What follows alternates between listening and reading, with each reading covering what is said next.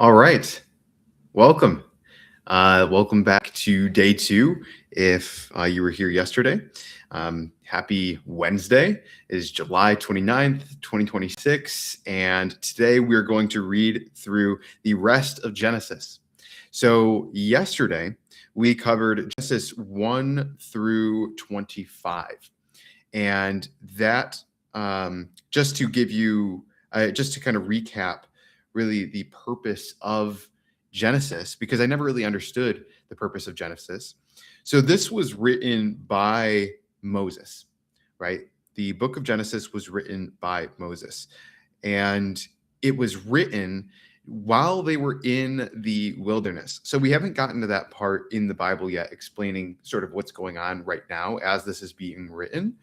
But we can look at it through the context of, right now I'm reading this from like my, comfy apartment, but this is being written by Moses in the wilderness to the Israelites, the people who are stuck in the wilderness. They've been traveling, going to this promised land that God has said he would give them.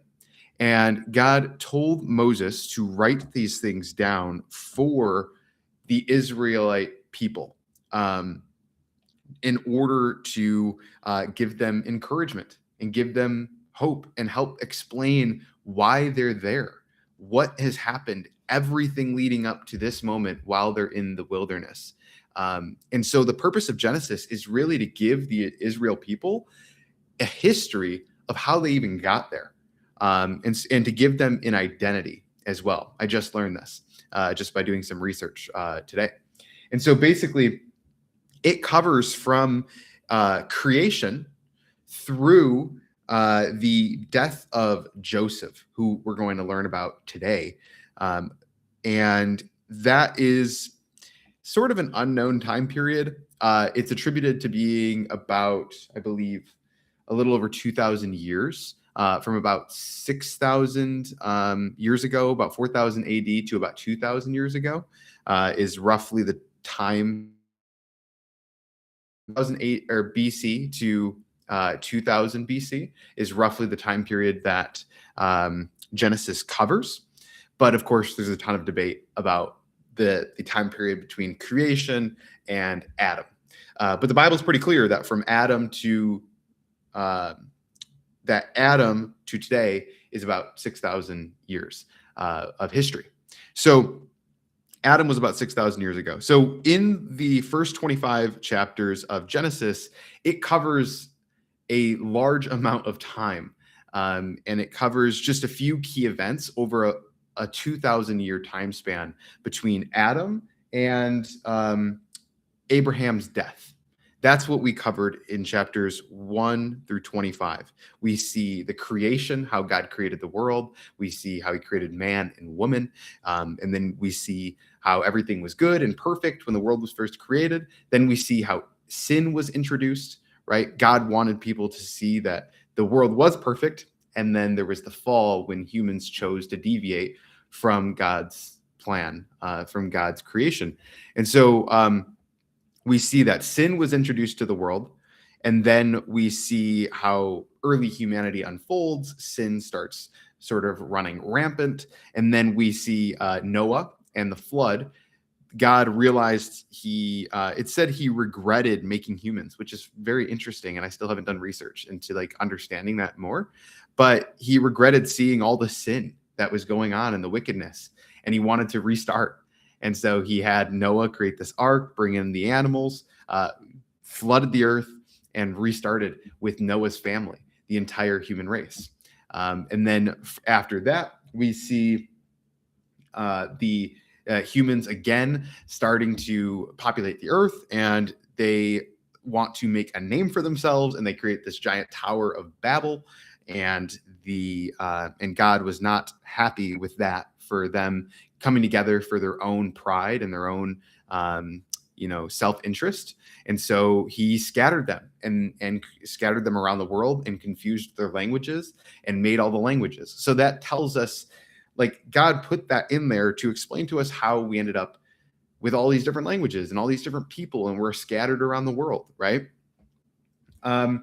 And then after that, chapters 12, so that's chapters 1 through 11, creation, the fall, Noah's Ark, and the flood, and then the Tower of Babel. Chapters 12 through 25 starts to detail Abraham. So God chose this man, Abraham. His name was Abram originally. God renamed him to Abraham. But chapters 12 through 25 just focus in on Abraham because for whatever reason, God chose Abraham to be this special person that he wanted to make a covenant with. That basically God promised this man, Abraham, that he would show him a land, a promised land that would, be flourishing, and that he would have kids and make a great nation among his children. Now, Abraham was getting older, and Abraham didn't have kids, so he couldn't see this. But Abraham had faith. That's the main lesson that we took away from chapters 12 through 25, is that Abraham continued to have faith even in his old age. And eventually he did have a son. And he had so much faith that God asked him to sacrifice that son after he finally had one. And he was willing to. But he ended up stopping him from doing that. God did. And he allowed his son, Isaac, to live. And so that's pretty much where we ended off from Genesis 1 through 25, as we end after God chose Abraham. He picked Abraham for whatever reason to form this covenant with. And Abraham had faith. And now Abraham finally had the child that he was promised, Isaac. And so from Genesis 26 through 50, we are going to be seeing basically the lives of three people, essentially, is what it really focuses on, is Isaac, Abraham's son that was promised to him. And then we'll see the creation of the nation of Israel from there. So we'll see Isaac's son, Jacob, who is renamed to Israel. And then we'll start getting the tribes of Israel. And we focus in on Joseph, is the person that is focused on for the rest of Genesis after we learn about Jacob and Israel. So basically, we're going from, in the first 25 chapters, covering a 2,000-year time period, to now we're about to cover just 150 years. We're going to cover 3 generations of people, essentially, in a family. And it's going to slow down. It's going to get more detailed in terms of the events that are described. And it starts getting more granular and in the history. And again, remember that this is Moses writing this down for the people of Israel during the wilderness. So God is guiding Moses to write down sort of a summary of everything that happened over the 2,000 years. And then now that the writings are getting closer to the lifetime of Moses and the people that are in the wilderness in Israel, we're slowing down in the time frame, and we are covering more detail in that process. So I hope that that's a good synopsis of basically the purpose of Genesis and where we're at in reading. So we're going to read 26 through 50 today, and we are going to learn about Isaac and Jacob and Israel and Joseph. And off the top of my head, I honestly don't remember much. I've only read Genesis one time all the way through, so I'm excited to learn with you and just understand the Bible more. A big reason why I'm doing this 90-day series is for me to know the Bible better. I want to finally read it cover to cover. I haven't read the whole thing. I've only read, a lot of the major books that you learn about, but I haven't read a lot of the Old Testament still. So I'm excited to get in this journey, and we'll go ahead and get started. I have my coffee here. I have water. We're reading the ESV Bible, by the way, ESV, and I was asked to put it on screen originally, but I actually am not going to do that for the time being because, one, I think I'd go insane if I was reading this off of the screen for the next 3 hours or however long it's going to take me to read these 25 chapters. I think I'd go nuts. But also, I also like the idea of, yes, this is live stream only. So I like the idea of just reading this aloud. And I notice when I have text on screen, I tend to just focus on the text and I'm trying to like match it up with the reader's voice. And it's often like harder for me than just listening. So I figure, you know what, let me just keep going with what I'm doing. And if you guys are watching this and you want to join and you have an ESV Bible or you have a Bible app on your phone, feel free to read along. But I'm just doing this to document the process, and I'll make recap videos about everything that we're covering and things that I take away so that people don't have to watch a 3-hour video because almost no one will. So, all right, I'm going to go ahead and pray. I don't like reading scripture really without praying, so I'm just going to pray real quick, and then we'll go ahead and read chapters 26 through 50. Dear Heavenly Father, thank you for today. Thank you for this beautiful, beautiful morning. Thank you for giving us the breath in our lungs and the strength to get out of bed. Lord, I pray that you just speak through your word. Help me understand your scriptures and explain things well. I pray that you prevent me from, explaining something incorrectly and help me remain humble in presenting the word and not say things that I don't know much about word. I pray for the people on the other side of this, that they receive your word, that something speaks to them, that you speak through your word to them, that you give them peace and understanding and wisdom that maybe they didn't have earlier, and that they leave and enter their day lighter. Your word is perfect. Your word is true and just. And I pray that it seeps into our hearts and into our minds and renews us day by day. In your beautiful name I pray. Amen. All right. So let's go ahead and get started with Genesis 26. This is God's promise to Isaac. Now there was a famine in the land, besides the former famine that was in the days of Abraham. And Isaac went to Gerar to Abimelech, king of the Philistines. And the Lord appeared to him and said, "Do not go down to Egypt. Dwell in the land which I shall tell you. Sojourn in this land, and I will be with you and will bless you. For to you and your offspring I will give all these lands, and I will establish the oath that I swore to Abraham your father. I will multiply your offspring as the stars of the heaven, and will give to your offspring all the lands. And in your offspring all the nations of the earth shall be blessed, because Abraham obeyed my voice and kept my charge, my commandments, my statutes, and my laws." Something to note is that God's going to give this blessing because of Abraham's obedience. So Isaac settled in Gerar, when the men of the place asked him about his wife, he said, "She is my sister."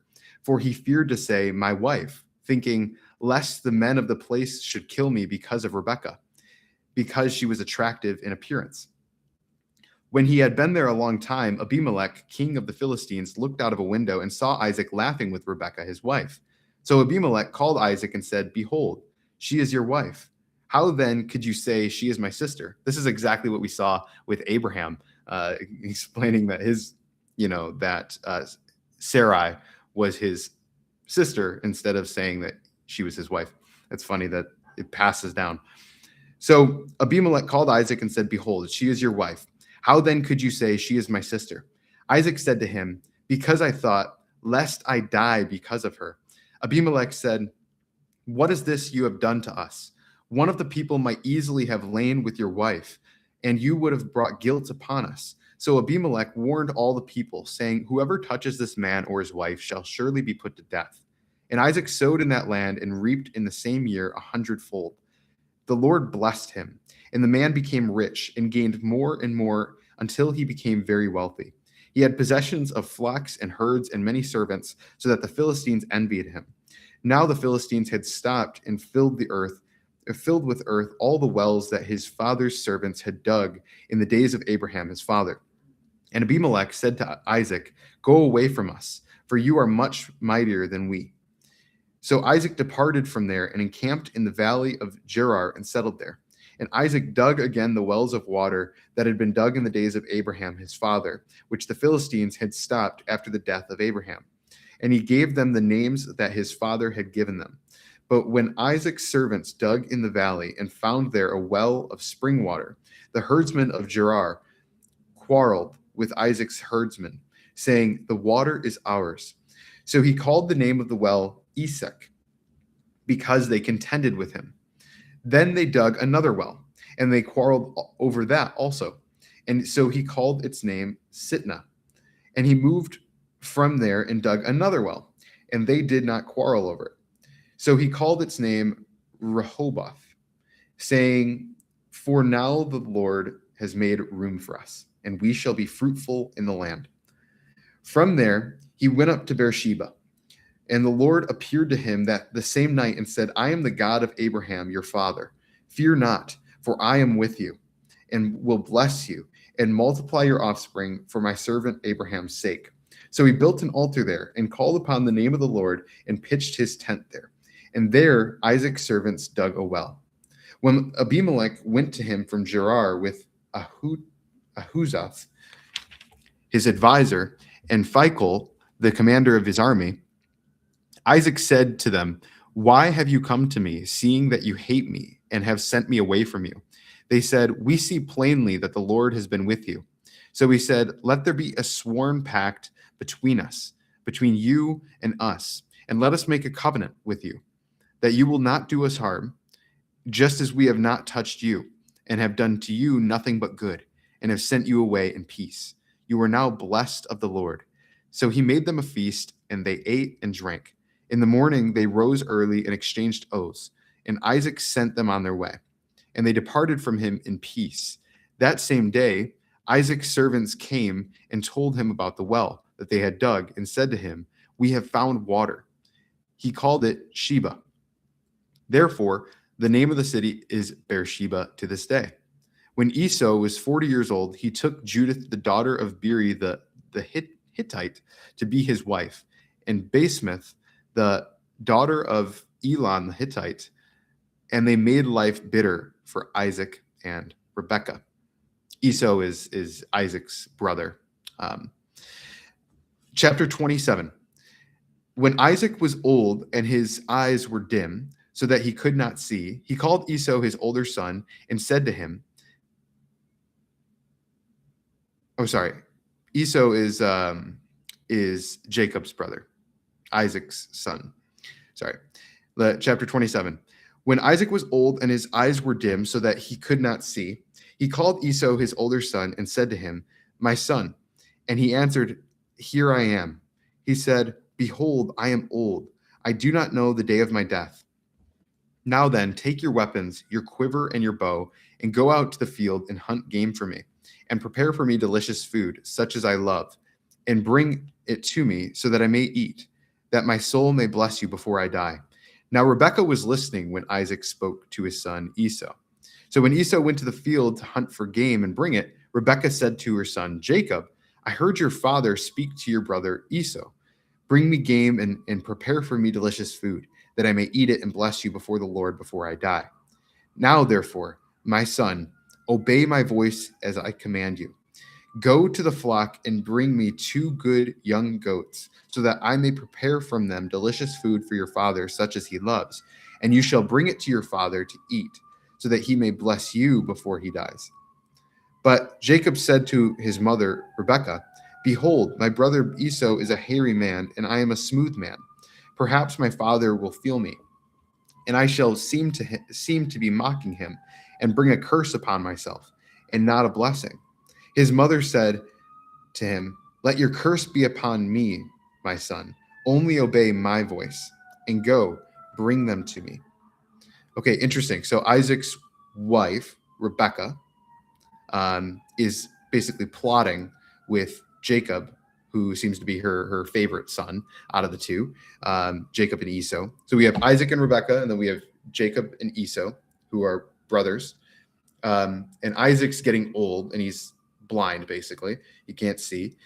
And he made a promise with Esau saying, "Let me bless you before I die." But Rebekah, Isaac's wife, doesn't want Esau to be blessed. She wants Jacob to be blessed. So she's talking to Jacob saying, "You go do the thing, and will basically deceive Isaac into blessing you instead, which is really interesting um, for for that to be happening. So let's continue. Verse 14 of chapter 27. So he went, and this is talking about Jacob. So Jacob went and took them and brought them to his mother, and his mother prepared delicious food, such as his father loved. Then Rebekah took the best garments of Esau, her older son, which were with her in the house, and put them on Jacob, her younger son. And the skins of the young goat she put on his hands, and the smooth part of his neck. And she put the delicious food and the bread which she had prepared into the hand of her son Jacob. So he went in to his father and said, "My father." And he said, "Here I am. Who are you, my son?" Jacob said to his father, "I am Esau, your firstborn. I have done as you told me. Now sit up and eat of my game, that your soul may bless me." But Isaac said to his son, "How is it that you have found it so quickly, my son?" He answered, "Because the Lord your God granted me success." Then Isaac said to Jacob, "Please come near, that I may feel you, my son, to know whether you are really my son Esau or not." So Jacob went near to Isaac his father, who felt him, and said, the voice is Jacob's voice, but the hands are the hands of Esau. And he did not recognize him, because his hands were hairy like his brother Esau's hands. So he blessed him. He said, "Are you really my son Esau?" He answered, "I am," lying. Then he said, "Bring it near to me, so that I may eat of my son's game and bless you." So he brought it near to him, and he ate, and he brought him wine, and he drank. Then his father Isaac said to him, "Come near and kiss me, my son."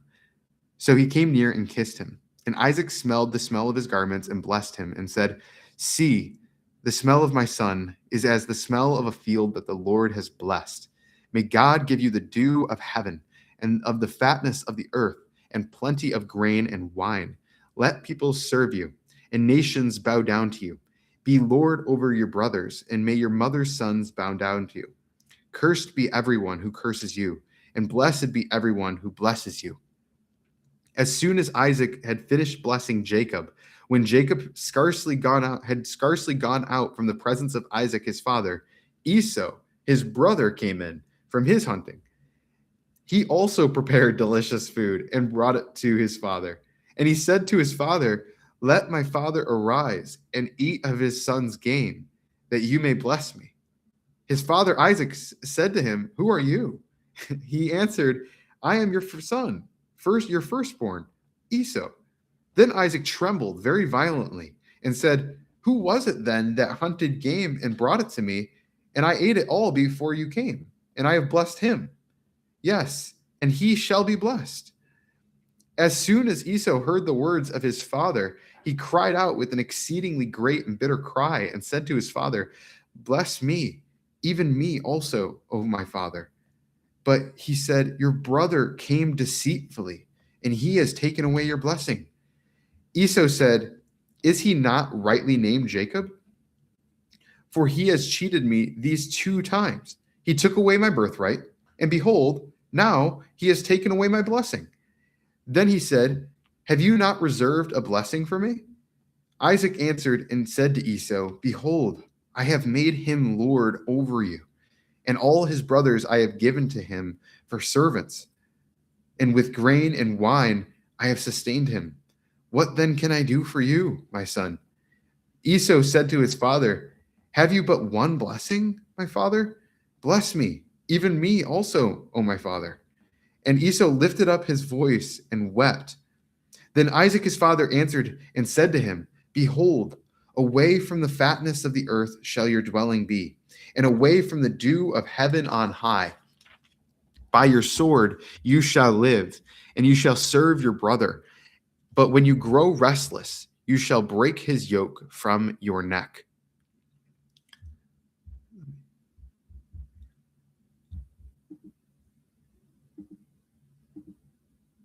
Okay, sorry. Just checking something real quick. Let me turn.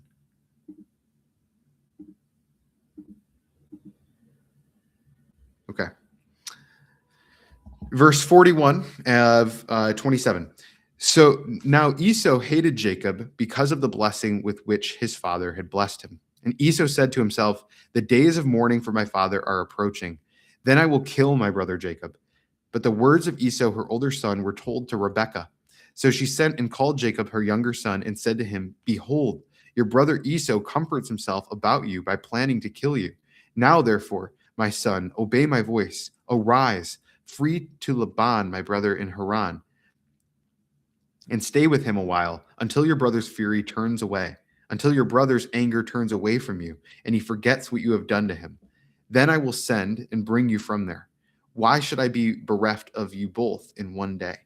Then Rebekah said to Isaac, I loathe my life because of the Hittite women. If Jacob marries one of the Hittite women like these, one of the women of the land, what good will my life be to me? So that's the end of chapter 27. Really interesting. We saw that Jacob deceived Isaac, his dad, and got the blessing instead of Esau. And then Esau came and said, hey, I did what you said. And and Isaac's like, what the heck? I guess Jacob came and deceived me because I already gave it to him. And Esau's mad. Esau's understandably mad. And the whole person scheming all of this is Isaac's wife, Rebekah, their mom.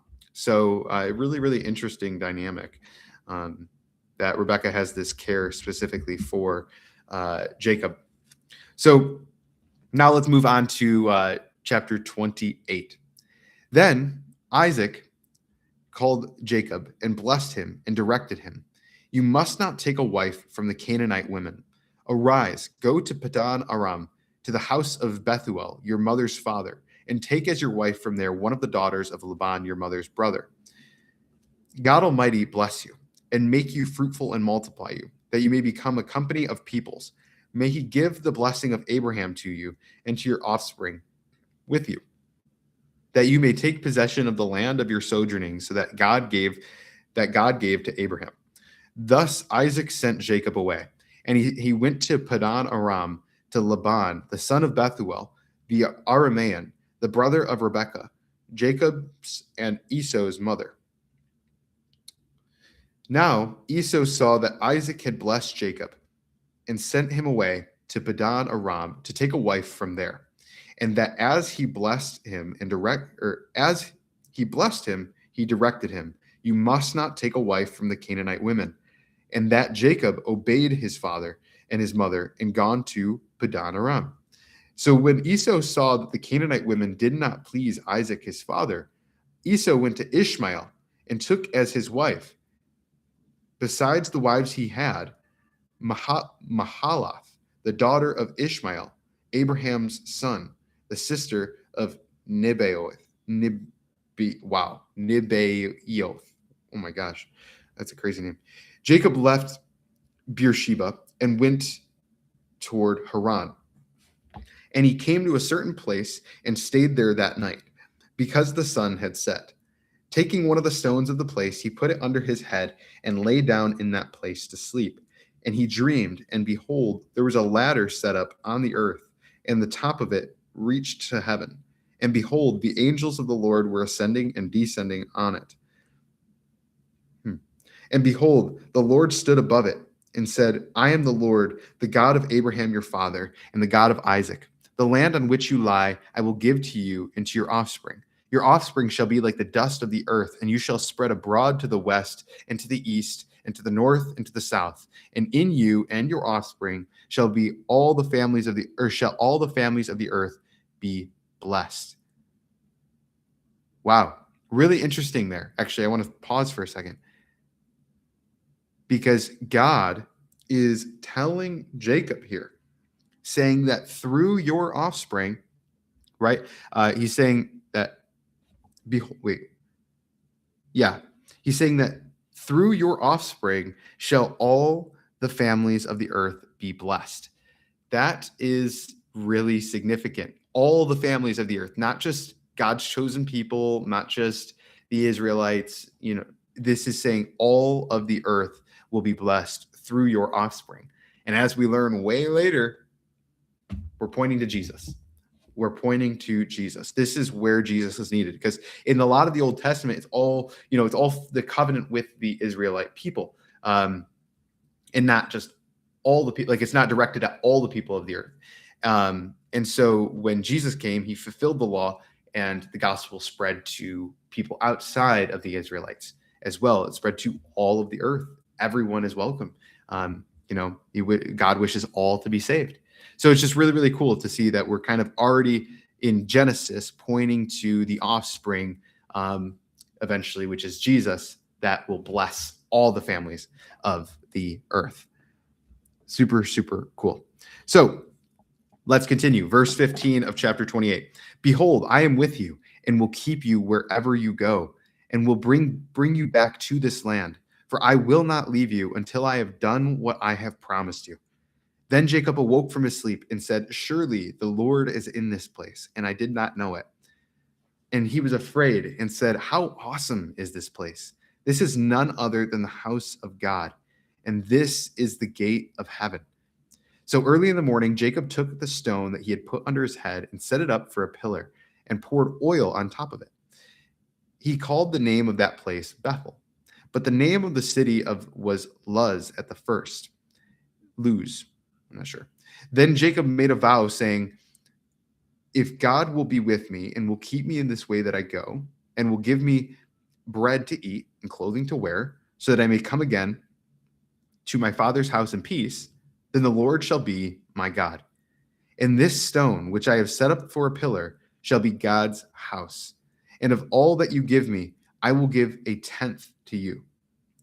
Then this is now moving into chapter 29. Then Jacob went on his journey and came to the land of the people of the east. As he looked, he saw a well in the field, and behold, 3 flocks of sheep lying beside it. For out of that well the flocks were watered. The stone on the well's mouth was large, and when all the flocks were gathered there, the shepherds would roll the stone from the mouth of the well and water the sheep, and put the stone back in its place over the mouth of the well. Jacob said to them, my brothers, where do you come from? They said, we are from Haran. He said to them, do you know Laban, the son of Nahor? They said, we know him. He said to them, is it well with him? They said, it is well. And see, Rachel, his daughter, is coming with the sheep. He said, behold, it is still high day. It is not time for the livestock to be gathered together. Water the sheep and go, pasture them. But they said, we cannot until all the flocks are gathered together and the stone is rolled from the mouth of the well. Then we water the sheep. While he was still speaking with them, Rachel came with her father's sheep, for she was a shepherdess. Now, as soon as Jacob saw Rachel, the daughter of Laban, his mother's brother, and the sheep of Laban, his mother's brother, Jacob came near and rolled the stone from the well's mouth and watered the flock of Laban, his mother's brother. Then Jacob kissed Rachel and wept aloud. And Jacob told Rachel that he was her father's kinsman and that he was Rebekah's son. And she ran and told her father. As soon as Laban heard the news about Jacob, her sister's son, he ran to meet him and embraced him and kissed him and brought him to his house. Jacob told Laban all of these things, and Laban stayed to him. Surely you are my bone and my flesh. And he stayed with him a month. Then Laban said to Jacob, because you are my kinsman, should you therefore serve me for nothing? Tell me, what shall your wages be? Now Laban had 2 daughters. The name of the older was Leah, and the name of the younger was Rachel. Leah's eyes were weak, but Rachel was beautiful in form and appearance. Jacob loved Rachel, and he said, I will serve you 7 years for your daughter, or for your younger daughter, Rachel. And Laban said, it is better that I give her to you than that I should give her to any other man. Stay with me. So Jacob served 7 years for Rachel, and they seemed to him but a few days because of the love that he had for her. So I know that this is a common verse that people like to, refer to when it comes to like modern dating and modern love and whatnot. But really impressive, right? That Jacob loved Rachel so much that he was willing to work for Laban for 7 years. And it felt like nothing because he loved Rachel so much. So that's really, admirable for real. Let's continue. Verse 21. Then Jacob said to Laban, "Give me my wife that I may go into her, for my time is completed." So Laban gathered together all the people of the place and made a feast. But in the evening, he took his daughter Leah and brought her to Jacob, and he went into her. Laban gave his female servant Zilpah to his daughter Leah to be her servant. And in the morning, behold, it was Leah. And Jacob said to Laban, "What is this you have done to me? Did I not serve with you for Rachel? Why then have you deceived me?" Laban said, It is not so done in our country to give the younger before the firstborn. Complete the week of this one, and we will give you the other also in return for serving me another 7 years." Jacob did so and completed her work. Then Laban completed her week. Then Laban gave him his daughter Rachel to be his wife. Laban gave his female servant Bilhah to his daughter Rachel to be her servant. So Jacob went in to Rachel also, and he loved Rachel more than Leah, and served Laban another 7 years. Wow. So Jacob loves Rachel so much which is Laban's daughter, Laban being Rebekah's brother, I believe, Jacob loved Rachel so much that he served 7 years, married her, and then served another 7 years to be able to be with her. That is admirable. Wow. When the Lord saw that Leah was hated, he opened her womb, but Rachel was barren, and Leah conceived and bore a son, and she called his name Reuben. For she said, "Because the Lord has looked upon my affliction, for now my husband will love me." She conceived again and bore a son, and said, "Because the Lord has heard that I am hated, he has given me this son also." And she called his name Simeon. Again she conceived and bore a son, and said, "Now this time my husband will be attached to me, because I have borne him 3 sons." Therefore his name was called Levi. And she conceived again and bore a son, and said, "This time I will praise the Lord." Therefore she called his name Judah. Then she ceased bearing. So it's interesting. Jacob has 2 wives here. So interesting throughout the Bible how you have these, you have polygamy, and it's not that the Lord condones it, but it's because of it's really because of humans sinning against God.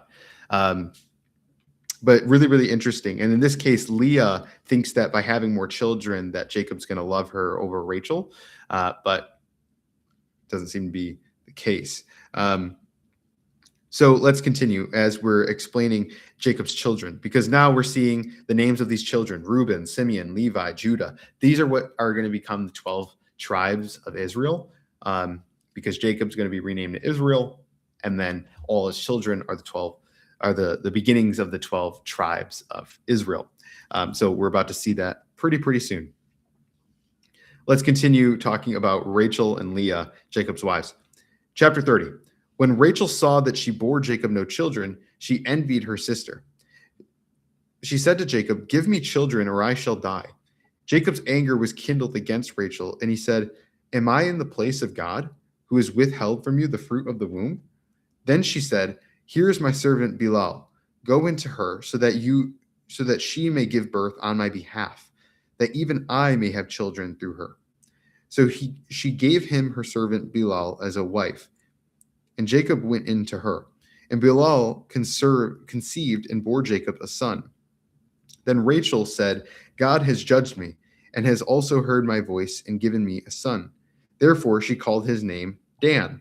This will be another of the 12 sons. Rachel's servant Bilhah conceived again and bore Jacob a second son. Then Rachel said, "With mighty wrestlings I have wrestled with my sister and have prevailed." So she called his name Naphtali. When Leah saw that she had ceased bearing children, she took her servant Zilpah and gave her to Jacob as a wife.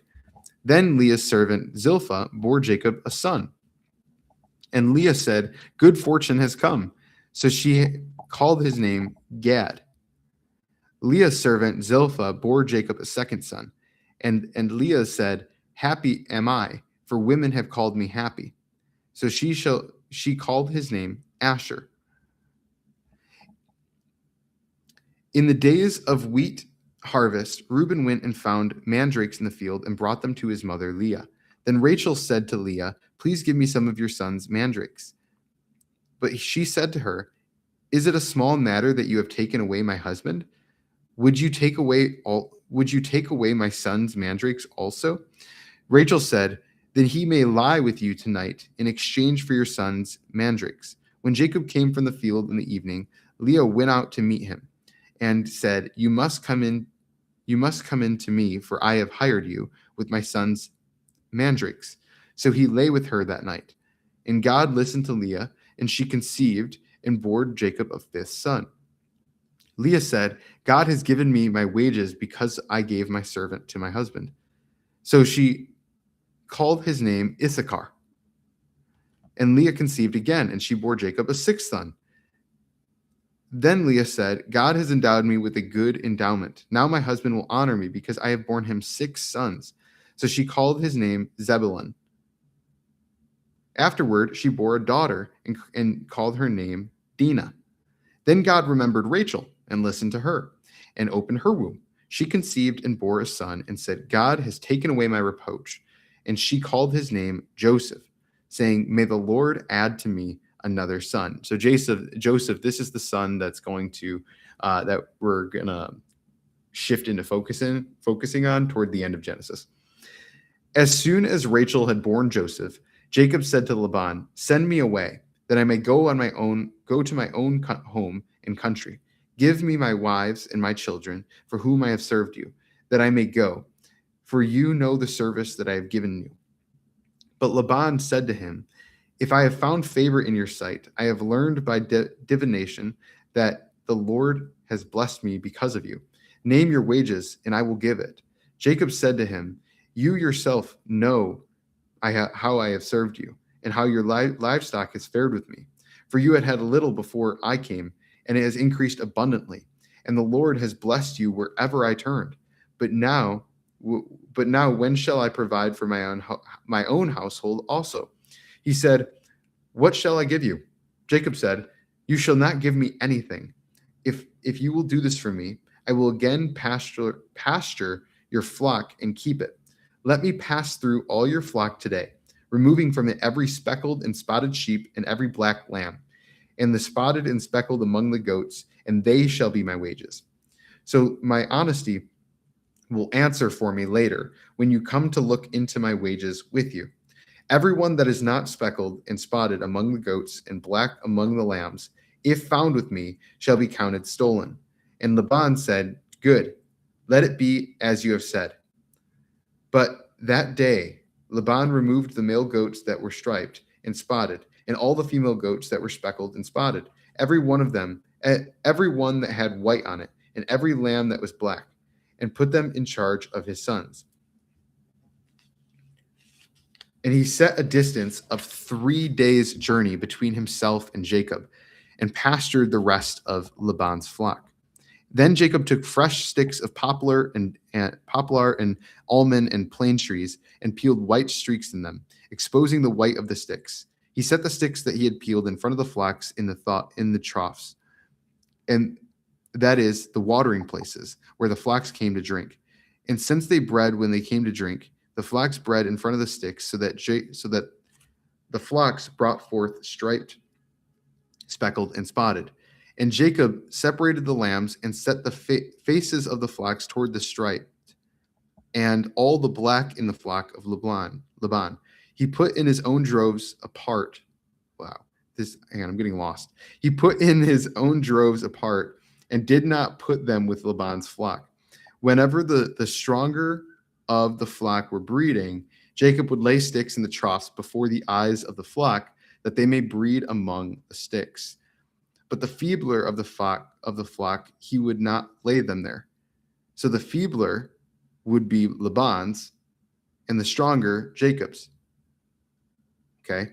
Thus the man increased greatly and had large flocks, female servants and male servants, and camels and donkeys. So I have I'm kind of lost on the end of that chapter there on chapter 30. But what was really interesting, so Jacob just took some livestock, and he wanted the and he made them stronger. He helped breed them to be stronger, something like that is essentially the end of that chapter. But what's really interesting is seeing how this all plays out. Because when I read the Old Testament and I read through these parts, I'm like, part of me is just like, what the heck? Like, there's taking multiple wives, having, giving your servant to like have sex with your servant and then like have a kid through them. And it's like, whoa, like this is wild, But I think I'm trying to like grasp it more. And it's not that the Lord is condoning this behavior, but it's that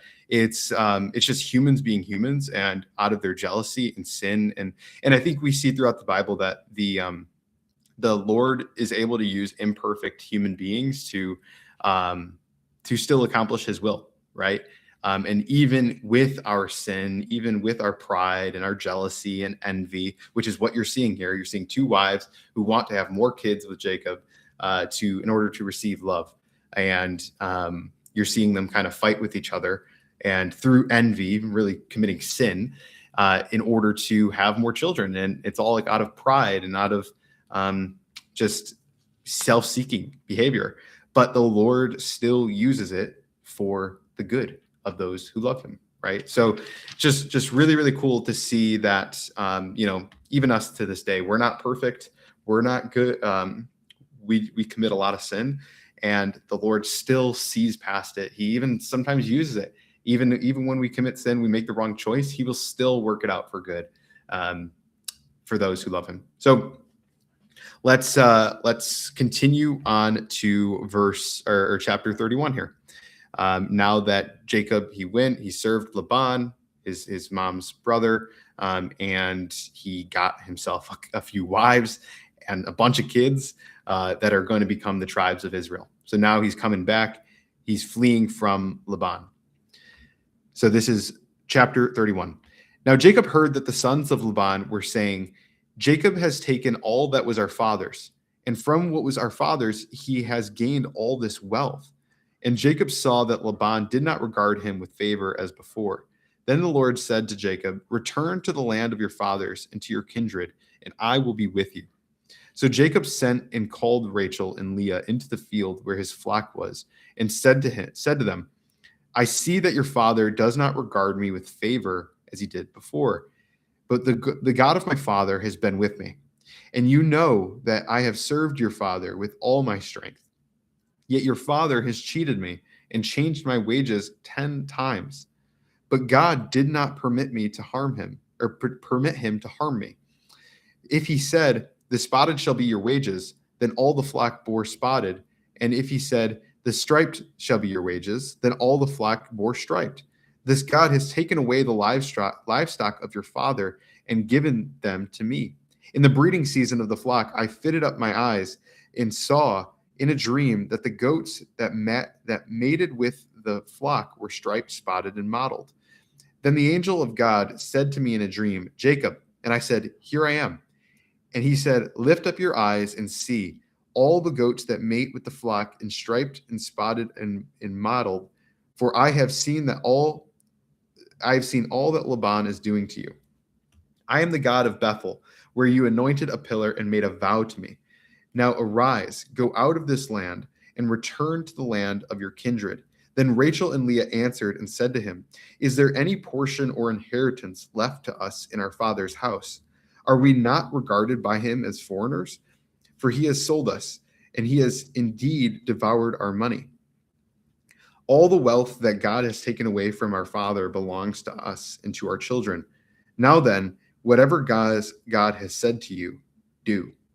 So Jacob arose and set his sons and wives on camels. He drove away all his livestock, all his property that he had gained, the livestock in his possession that he acquired in Padan Aram, to go to the land of Canaan to his father Isaac. Laban had gone to shear his sheep, and Rachel stole her father's household gods. And Jacob tricked Laban, the Aramean, by not telling him that he intended to flee. He fled with all that he had and arose and crossed the Euphrates and set his face toward the hill country of Gilead. When it was told Laban on the third day that Jacob had fled, he took his kinsman with him and pursued him for 7 days. And he followed close after him into the hill country of Gilead.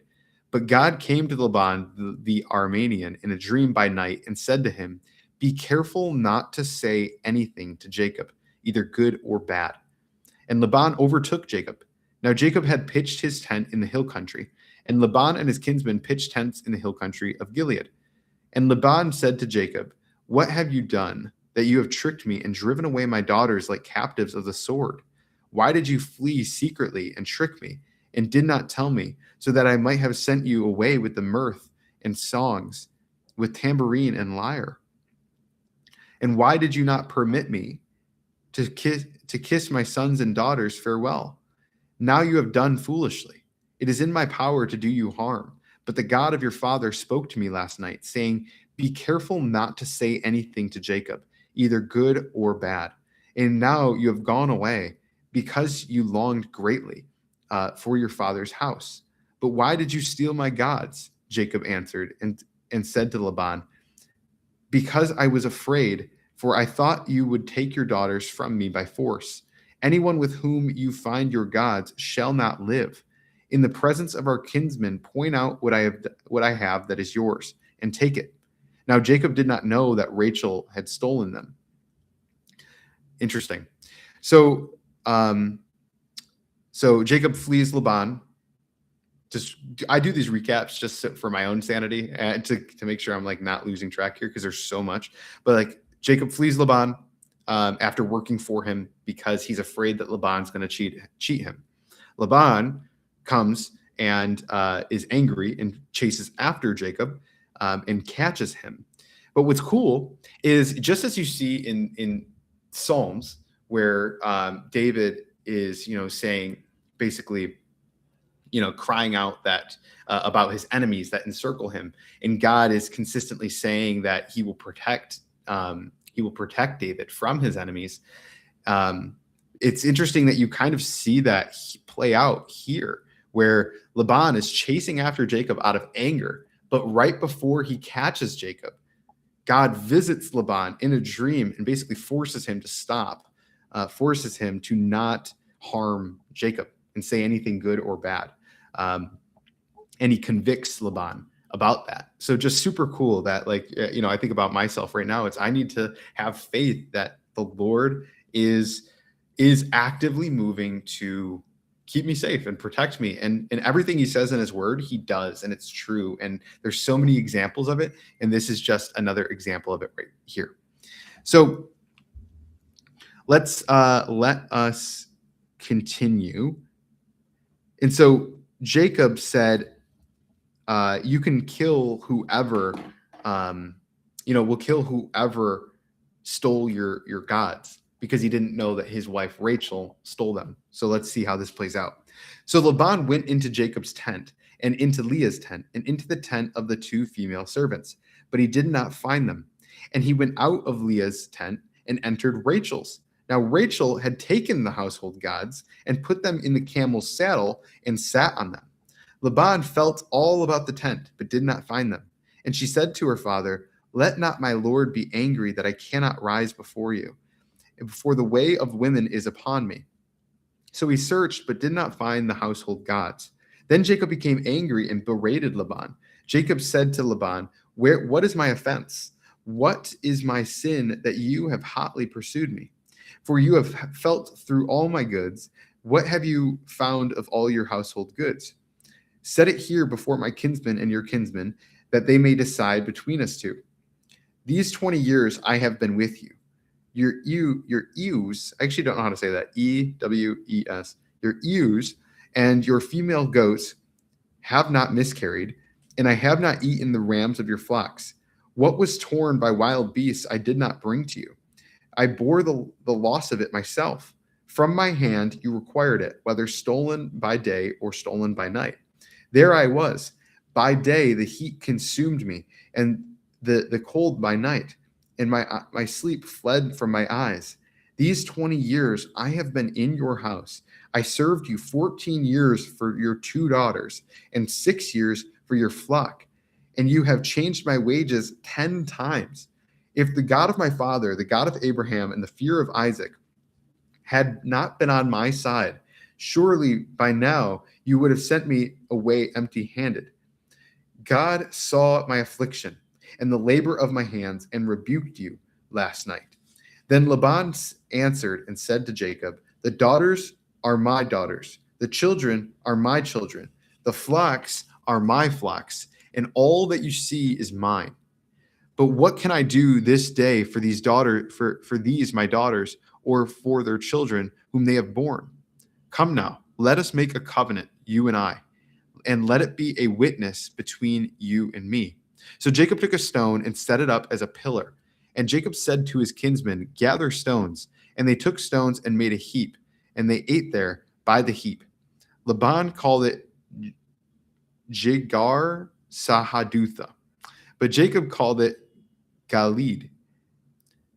Laban said, this heap is a witness between you and me today. Therefore, he named it Galid and Mizpah, for he said, the Lord watch between you and me when we are out of one another's sight. If you oppress my daughters or you take wives besides my daughters, although no one is with us, see, God is a witness between you and me. Then Laban said to Jacob, see this heap and the pillar, which I have set between you and me. This heap is a witness, and the pillar is a witness, that I will not pass over this heap to you, and you will not pass over this heap and this pillar to me to do harm. The God of Abraham and the God of Nahor, the God of their father, judge between us. So Jacob swore by the fear of his father Isaac, and Jacob offered a sacrifice in the hill country and called his kinsmen to eat bread. They ate bread and spent the night in the hill country. Early in the morning, Laban arose and kissed his grandchildren and his daughters and blessed them. Then Laban departed and returned home. All right, cool. That is chapter 31. So they established a covenant. All is good between Jacob and Laban after Jacob served Laban for 20 years and was afraid that he would cheat him. And God protected Jacob, and they came to peace. So now we're going to move into chapter 32, where it says Jacob fears Esau. All right. Jacob went on his way, and the angels of God met him. And when Jacob saw them, he said, this is God's camp. So he called the name of that place Mahanaim.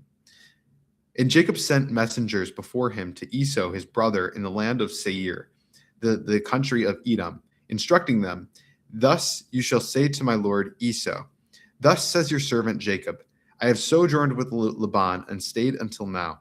I have oxen, donkeys, flocks, male servants, and female servants. I have sent to tell my lord, in order that I may find favor in your sight. And the messengers returned to Jacob, saying, we came to your brother Esau, and he is coming to meet you, and there are 400 men with him. Then Jacob was greatly afraid and distressed. Understandably so. I mean, Jacob just cheated, right? 20 years earlier, Jacob cheated Esau out of getting Isaac, their father, Isaac's blessing. And so after 20 years later, he's coming back and he hears that Esau, his brother, is coming to meet him with 400 men. I'd be pretty scared too. So Jacob was greatly afraid and distressed. He divided the people who were with him and the flocks and herds and camels into 2 camps, thinking, if Esau comes to the one camp and attacks it, then the camp that is left will escape. And Jacob said, O God of my father Abraham and God of my father Isaac, O Lord, who said to me, return to your country and to your kindred, that I may do you good. I am not worthy of the least of all the deeds of steadfast love and all the faithfulness you have shown to your servant. For with only my staff I crossed this Jordan, and now I have become 2 camps. Please deliver me from the hand of my brother, from the hand of Esau, for I fear him, that he may come and attack me, the mothers of my with the children. But you said, I will surely do you good. and make your offspring as the sand of the sea, which cannot be numbered for multitude.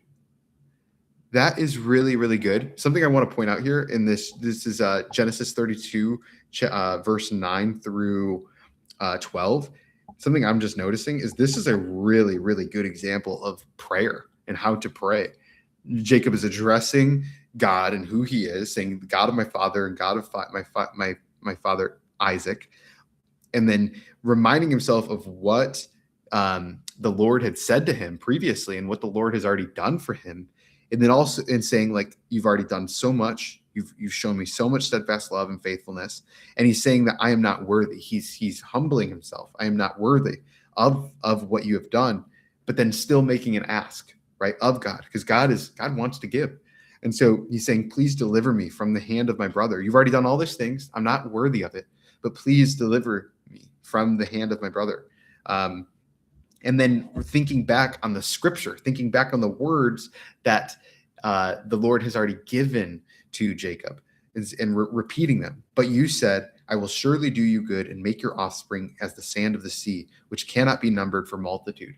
So just like us, like how we should include scripture and recite scripture, even in our prayers. Really, really, really good stuff. So let's move on to verse 13. So he stayed there that night. And from what he had with him, he took a present for his brother Esau, 200 female goats and 20 male goats, 200 ewes and 20 rams, 30 milking camels and their calves, 40 cows and 10 bulls, 20 female donkeys and 10 male donkeys. These he handed over to his servants, every drove by itself, and said to his servants, pass on ahead of me and put a space between you, or between drove and drove. He instructed the first, when Esau, my brother, meets you and asks you, to whom do you belong? Where are you going? And whose are these ahead of you? Then you shall say, they belong to your servant Jacob. They are a present sent to my lord Esau. And moreover, he is behind us. He likewise instructed the second and the third and all who followed the droves. You shall say the same thing to Esau when you find him. And you shall say, moreover, your servant Jacob is behind us. For he thought that I may appease him with the present that goes ahead of me, and afterward I shall see his face. Perhaps he will accept me. So the present passed on ahead of him, and he stayed himself that night in the camp. Now we're going to move into Jacob wrestling with God. Really, really cool scene here. That's like hard for, I still don't fully understand this, but I'd love to study this more. Verse 22.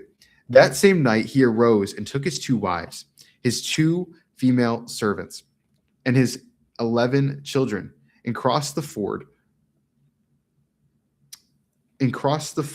of the Jabbok. He took them and sent them across the stream and everything else that he had. And Jacob was left alone, and a man wrestled with him until the breaking of the day. When the man saw that he did not prevail against Jacob, he touched his hip socket, and Jacob's hip was put out of joint as he wrestled with him. Then he said, let me go, for the day has broken. But Jacob said, I will not let you go unless you bless me. Such an interesting. And he said to him, what is your name? And he said, Jacob. Then he said, your name shall no longer be Jacob, but Israel. For you have striven with God and with men and have prevailed. Then Jacob asked him, please tell me your name. But he said, why is it that you ask my name? And there blessed him. So Jacob called the name of the place Peniel, for saying, I have seen God face to face, and yet my life has been delivered. Then the sun rose upon him as he passed Peniel, limping because of his hip that God touched. Therefore, to this day, the people of Israel do not eat the sinew of the thigh that is on the hip socket, because he touched the socket of Jacob's hip on the sinew of the thigh. Really, really crazy part of the Bible. I don't get it, and I can't wait to learn more about it. But yeah, just really, really interesting that God it seems as though God showed up in human form here. And it's like, this is a pre-incarnate Jesus. It sounds like they call that a Christophany, where the Son makes an appearance before he comes officially as Jesus. It happens multiple times throughout the Bible that a man comes who is God, and that's a pre-incarnate Jesus is what that's believed to be, and that's what this is supposedly here. Just really interesting, really interesting passage. Chapter 32, verse 22 through 32. All right, now let's move on to chapter 33. And Jacob lifted up his eyes and looked, and behold, Esau was coming, and 400 men with him. So he divided the children among Leah and Rachel and the 2 female servants. And he put the servants and their children in front, then Leah with her children, and Rachel and Joseph last of all. He himself went on before them, bowing himself to the ground 7 times, until he came near to his brother. But Esau ran to meet him and embraced him and fell on his neck and kissed him, and they wept. But when Esau lifted up his eyes and saw the women and children, he said, "Who are these with you?" Jacob said, "The children whom God has graciously given your servant." Then it's such a beautiful example of how to live, as a Christian. Just that's how you respond to that type of question, is saying these are just beautiful gifts from God. The children, the things that we have. Side note. So Jacob said, "The children whom God has graciously given your servant." Then the servants drew near, they and their children, and bowed down. Leah likewise and her children drew near and bowed down. And last, Joseph and Rachel drew near, and they bowed down. Esau said, "What do you mean by all this company that I met?" Jacob answered, "To find favor in the sight of my Lord," referring to Esau. But Esau said, "I have enough, my brother. Keep what you have for yourself." Jacob said, "No, please, if I have found favor in your sight, then accept my present from my hand. For I have seen your face, which is like seeing the face of God, and you have accepted me. Please accept my blessing that is brought to you, because God has dealt graciously with me, and because I have enough." Thus he urged him, and he took it. Then Esau said, "Let us journey on our way, and I will go ahead of you." But Jacob said to him, "My Lord knows that the children are frail, and that the nursing flocks and herds are a care to me. If they are driven hard for one day, all the flocks will die. Let my Lord pass on ahead of his servant, and I will lead on slowly at the pace of the livestock that are ahead of me, and at the pace of the children, until I come to my Lord in Seir." So Esau said, "Let me leave with you some of the people who are with me." But he said, "What need is there? Let me find favor in the sight of my Lord." So Esau returned that day on the way to Seir. But Jacob journeyed to Succoth and built for himself a house and made booths for his livestock. Therefore, the name of this place is called Succoth. And Jacob came safely to the city of Shechem, which is in the land of Canaan, on his way from Padan Aram, and he camped before the city. And from the sons of Hamor, Shechem's father, he bought for 100 pieces of money the piece of land on which he had pitched his tent. There he erected an altar and called it El Elohi Israel. Interesting. Okay, so cool is that Esau and Jacob are getting along, and Jacob was really afraid that Esau would be extremely upset with him and try to kill him, but that's not the case at all. And Esau accepted Jacob's present of all these cattle and sheep and whatnot. Let's move on to chapter 34. Now, Dinah, the daughter of Leah. Okay, yeah. So this is Dinah, the daughter of Leah. Got it. So this is Jacob's daughter, Dinah, whom she had borne to Jacob, went out to see the women of the land. And when Shechem, the son of Hamor, the Hivite, the prince of the land, saw her, he seized her and lay with her and humiliated her. And his soul was drawn to Dinah, the daughter of Jacob. He loved the young woman and spoke tenderly to her. So Shechem spoke to his father Hamor, saying, "Get me this girl for my wife."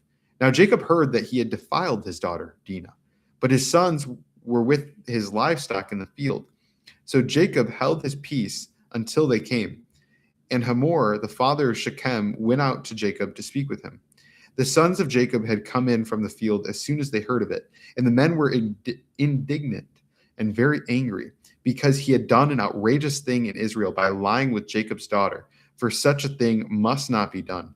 But Hamor spoke with them, saying, the soul of my son Shechem longs for your daughter. Please give her to him to be his wife. Make marriages with us. Give your daughters to us, and take our daughters for yourselves.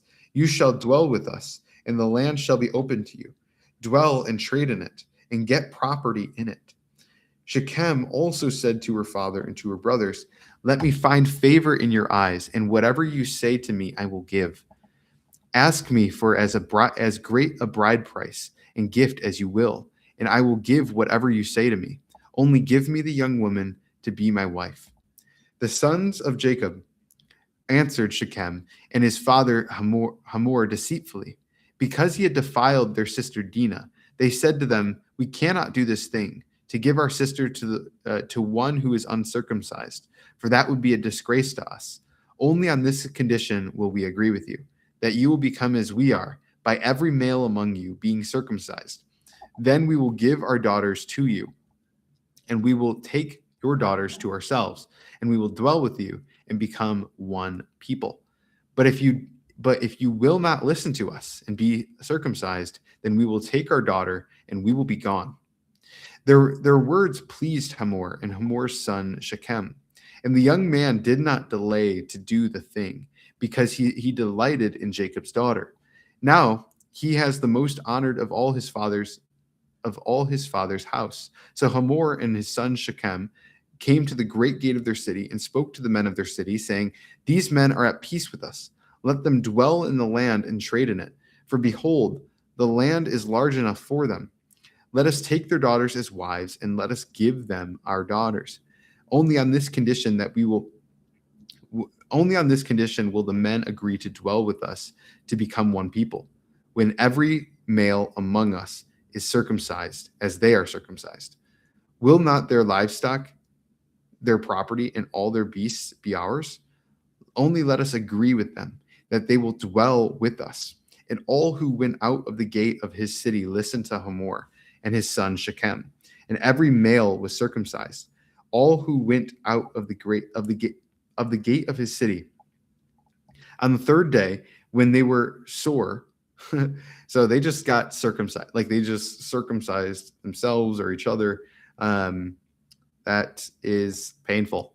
If you know what that surgery is, I can't even imagine being a full-grown adult having that happen. So on the third day, when they were sore, understandably so, two of the sons of Jacob, Simeon and Levi, Dinah's brothers, took their swords and came against the city while it felt secure, and killed all the males.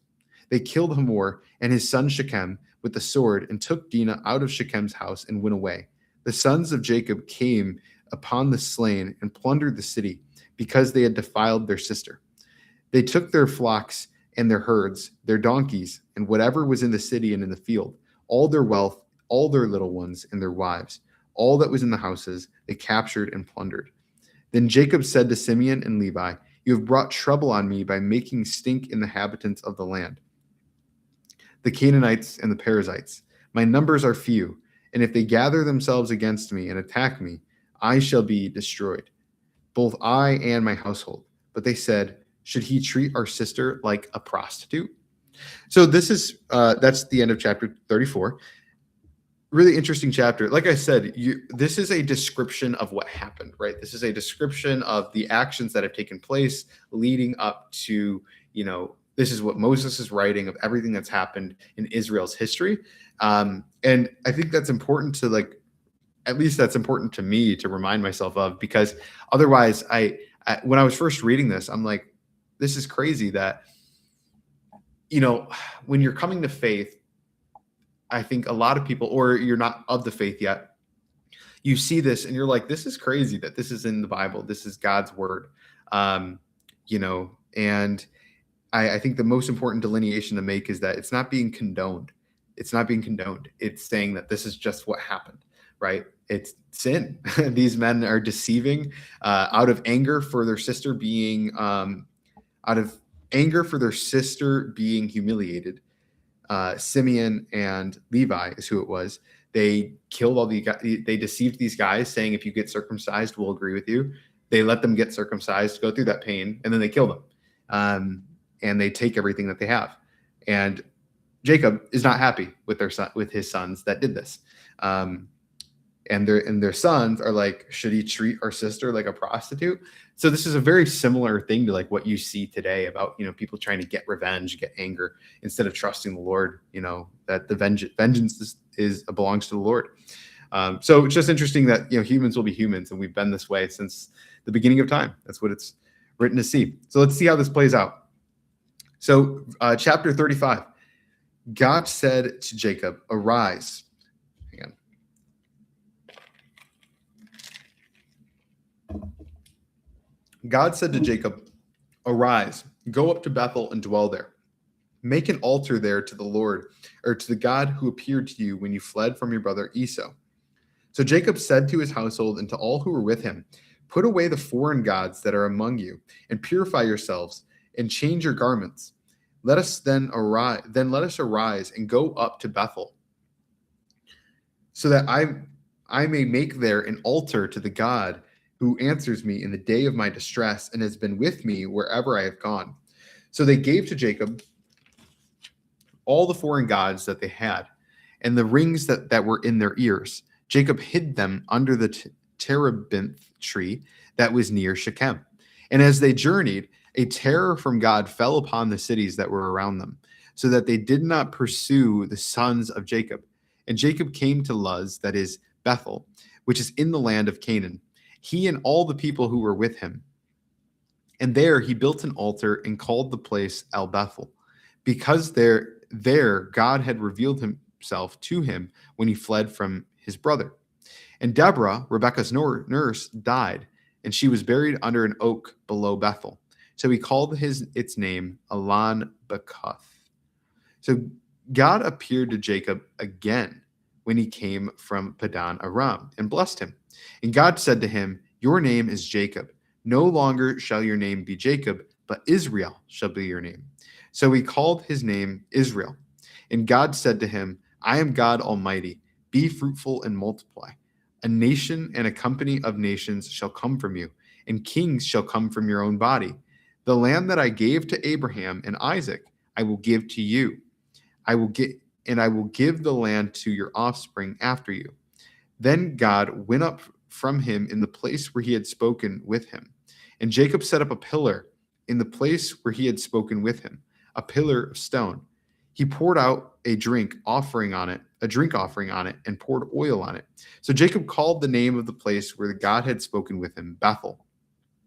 Then they journeyed from Bethel when they were still some distance from Ephrath. Rachel went into labor, and she had hard labor. And when her labor was at its hardest, the midwife said to her, do not fear, for you have another son. And as her soul was departing, for she was dying, she called his name Benoni. But his father called him Benjamin. So Rachel died, and she was buried on the way to Ephrath, that is Bethlehem. And Jacob set up a pillar over her tomb. It is the pillar of Rachel's tomb, which is there to this day, right? And to this day being, this is written when Moses is in the wilderness.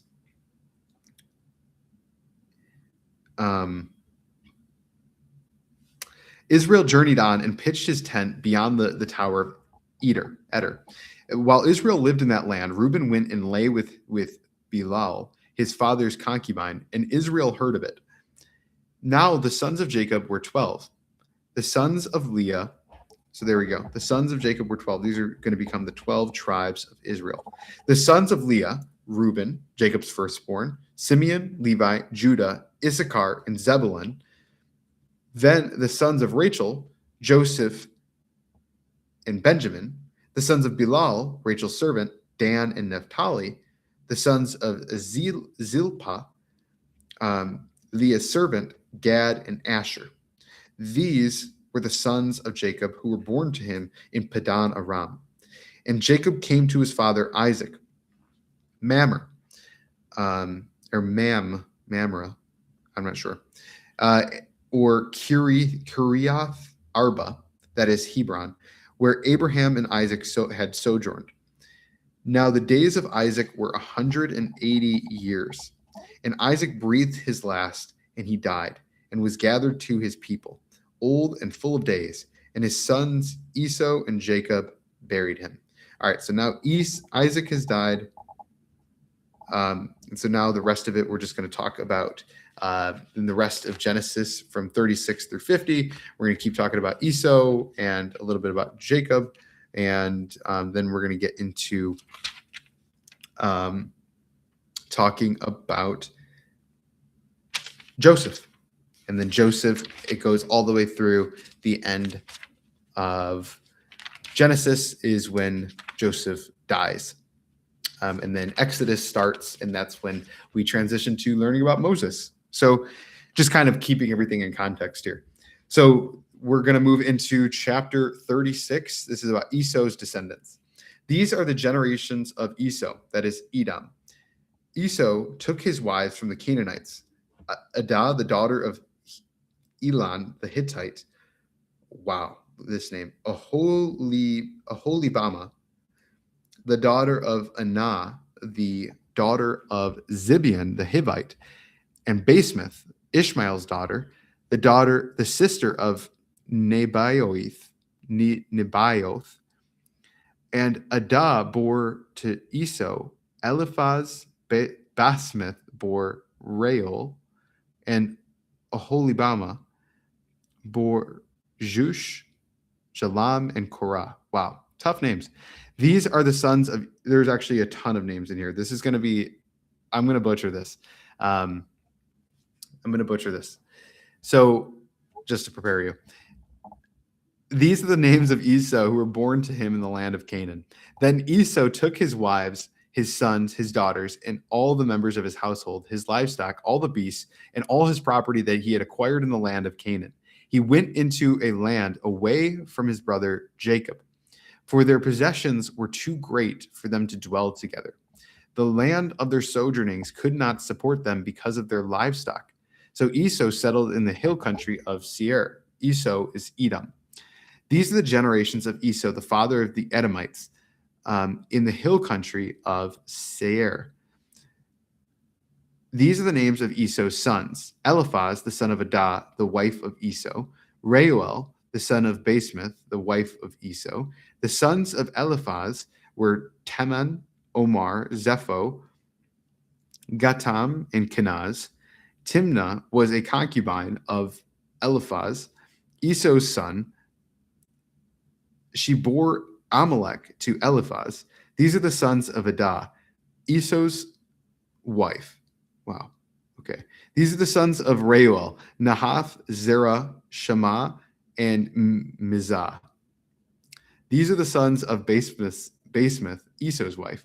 These are the sons of Aholibama, the daughter of Anah, the daughter of Zibeon, Esau's wife. She bore to Esau Jush, Jalam, and Korah. Wow. You know, it's easy when you're reading this to like just completely skip over these parts, but I'm trying to read this whole thing and I don't want to take shortcuts. When I'm reading on my own, I normally just, like, to be honest with you, skip those sections of just the list of genealogies and names, but we're gonna grind through it here. These are the chiefs of the sons of Esau, the sons of Eliphaz, the firstborn of Esau. The chiefs Teman and Omar, Zepho, Kenaz, Korah, Gatam, and Amalek. These are the chiefs of Eliphaz in the land of Edom. These are the sons of Adah. These are the sons of Reuel, Esau's son. The chiefs Nahath, Zerah, Shema, and Mizah. These are the chiefs of Reuel in the land of Edom. These are the sons of Basemath, Esau's wife. These are the sons of Aholibama, Esau's wife. The chiefs Jush, Jalam, and Korah. These are the chiefs born of Aholibama, the daughter of Anah, Esau's wife. These are the sons of Esau, that is Edom, and these are their chiefs. So the point of this being included in the Bible, from my understanding, now with this context that I realized that Moses is the one writing this to the Israelites during the period in the wilderness, is that this is helpful, like, for them, right? This isn't really helpful for us a ton. I mean, like, it helps us helps us see how detailed God is and like how orderly God is to include this in his word. That is like an important takeaway. And I'm sure there's things that I'm not realizing as well about like why other reasons that this is included. But I'm just thinking, if I am Moses, I'm writing this to the Israelites. I think it's more so to, it's possible that the people in the wilderness know some of these names, that, oh, wow, that's my great great grandparent. That's my, you know what I mean?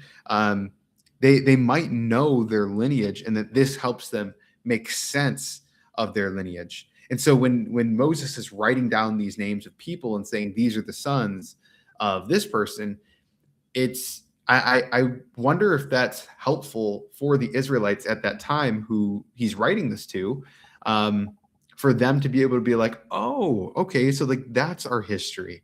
You know what I mean? It's so everybody understands the history that they're coming from.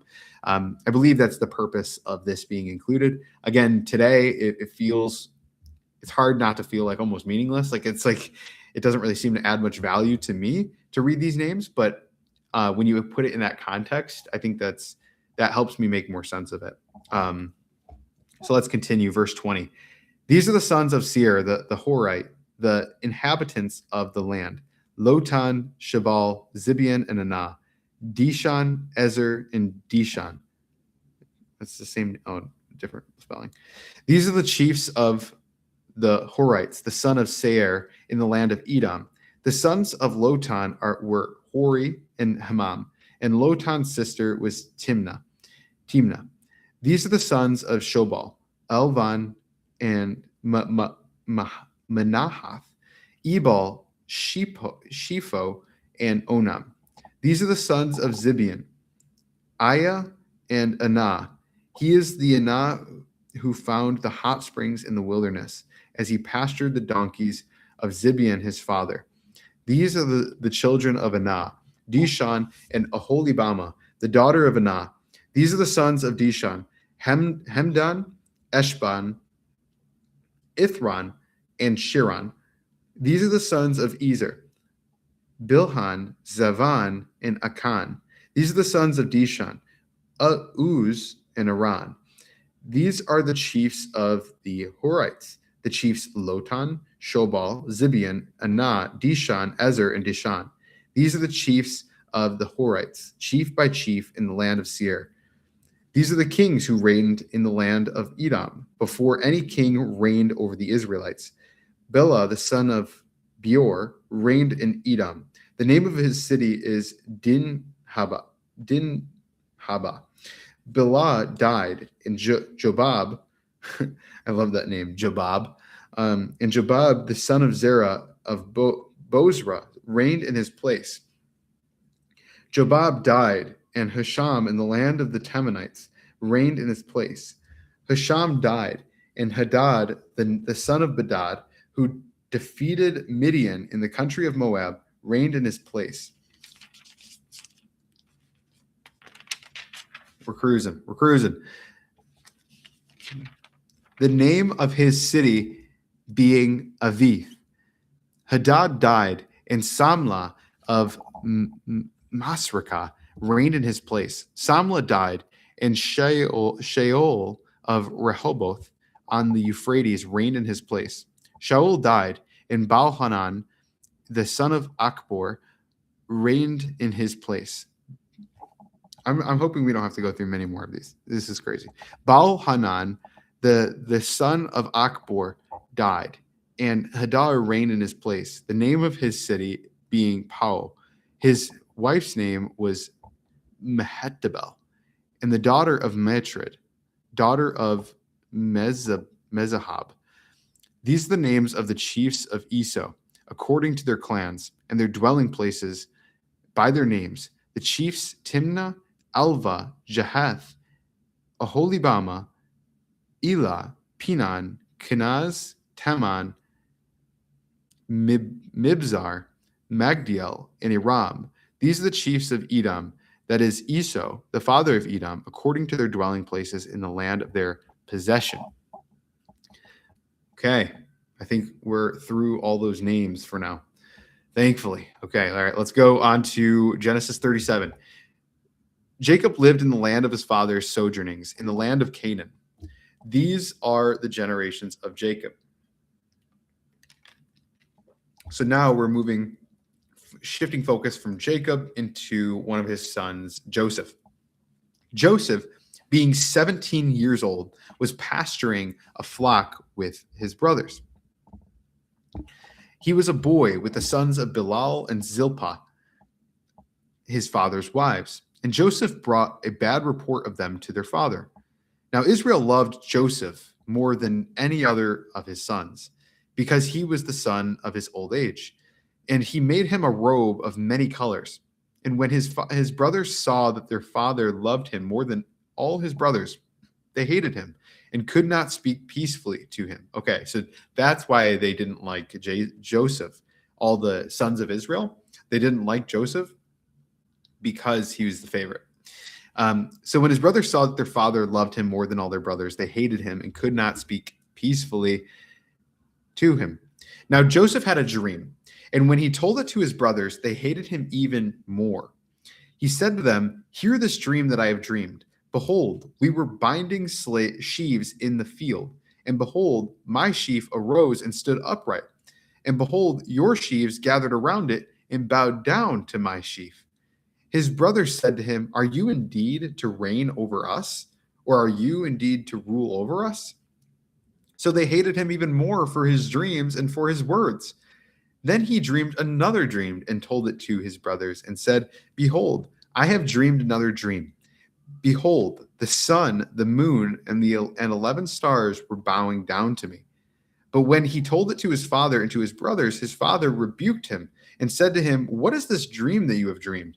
Shall I and your mother and your brothers indeed come to bow ourselves to the ground before you?" And his brothers were jealous of him, but his father kept the saying in mind. Now his brothers went to pasture their father's flock near Shechem.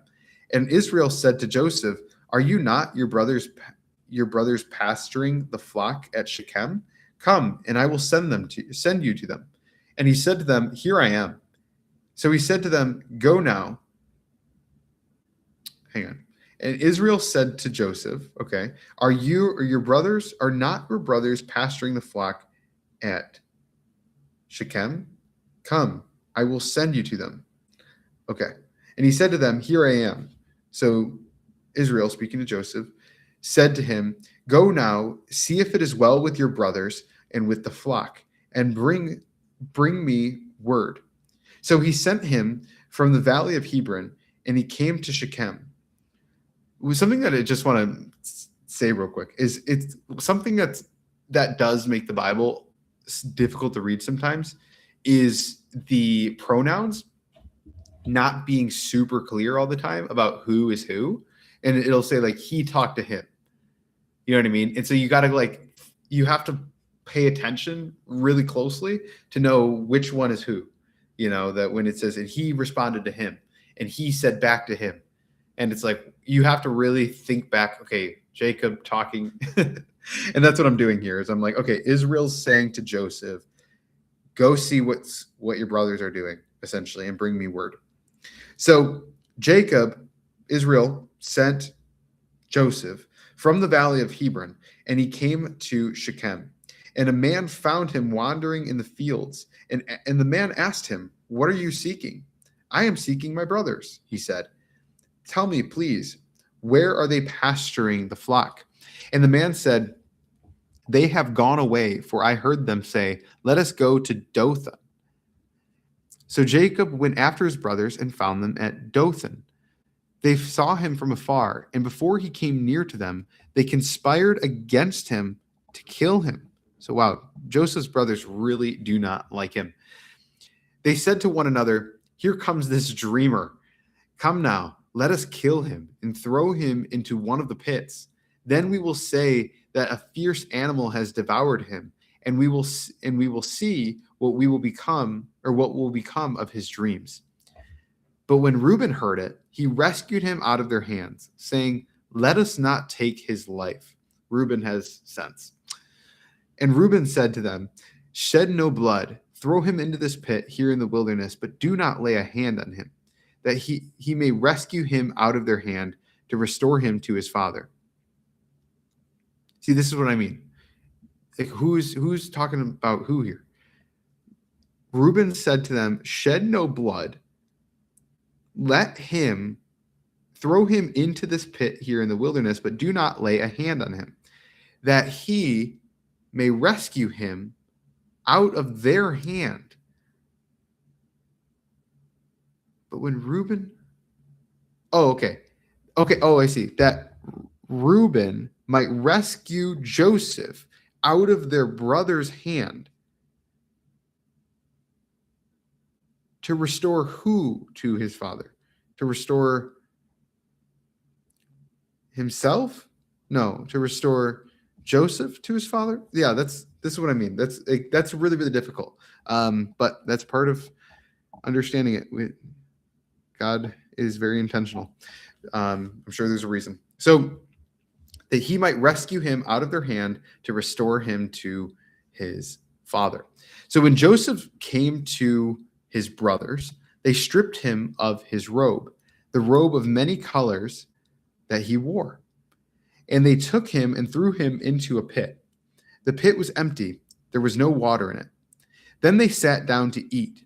And looking up, they saw a caravan of Ishmaelites coming from Gilead with their camels bearing gum, balm, and myrrh, on their way to carry down to Egypt. Then Judah said to his brothers, "What profit is it if we kill our brother and conceal his blood? Come, let us sell him to the Ishmaelites, and let not our hand be upon him, for he is our brother, our own flesh." And his brothers listened to him. The Midianite traders passed by, and they drew Joseph up and lifted him out of the pit and sold him to the Ishmaelites for 20 shekels of silver. They took Joseph to Egypt. Okay, so Egypt gets sold,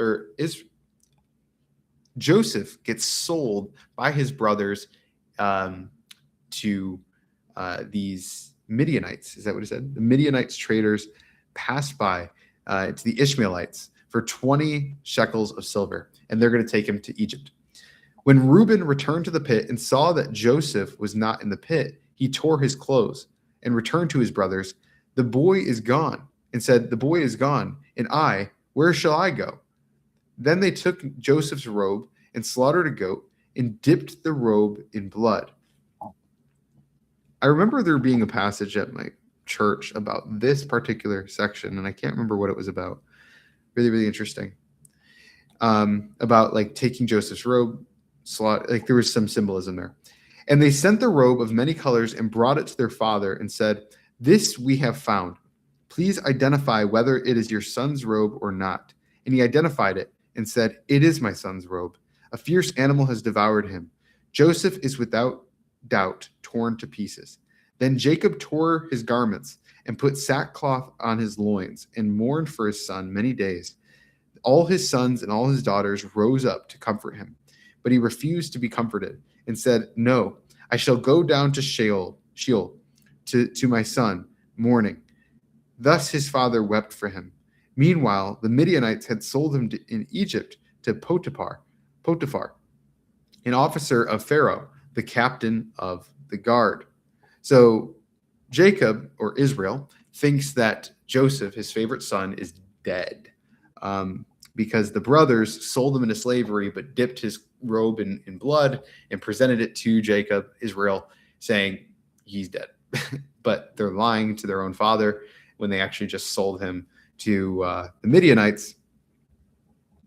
And the Midianites sold Joseph over to Potiphar. I think I'm saying that correctly. Potiphar in Egypt, who is an officer of Pharaoh. Chapter 38. We're cruising here. We're already, I think, over halfway. Yeah, we're well over halfway through, I believe. So we're almost done. Almost done. We have about, in my Bible, about 17 more pages left of reading until we are done with Genesis. Let's do it. So, actually, 1 second. Let me check something real quick.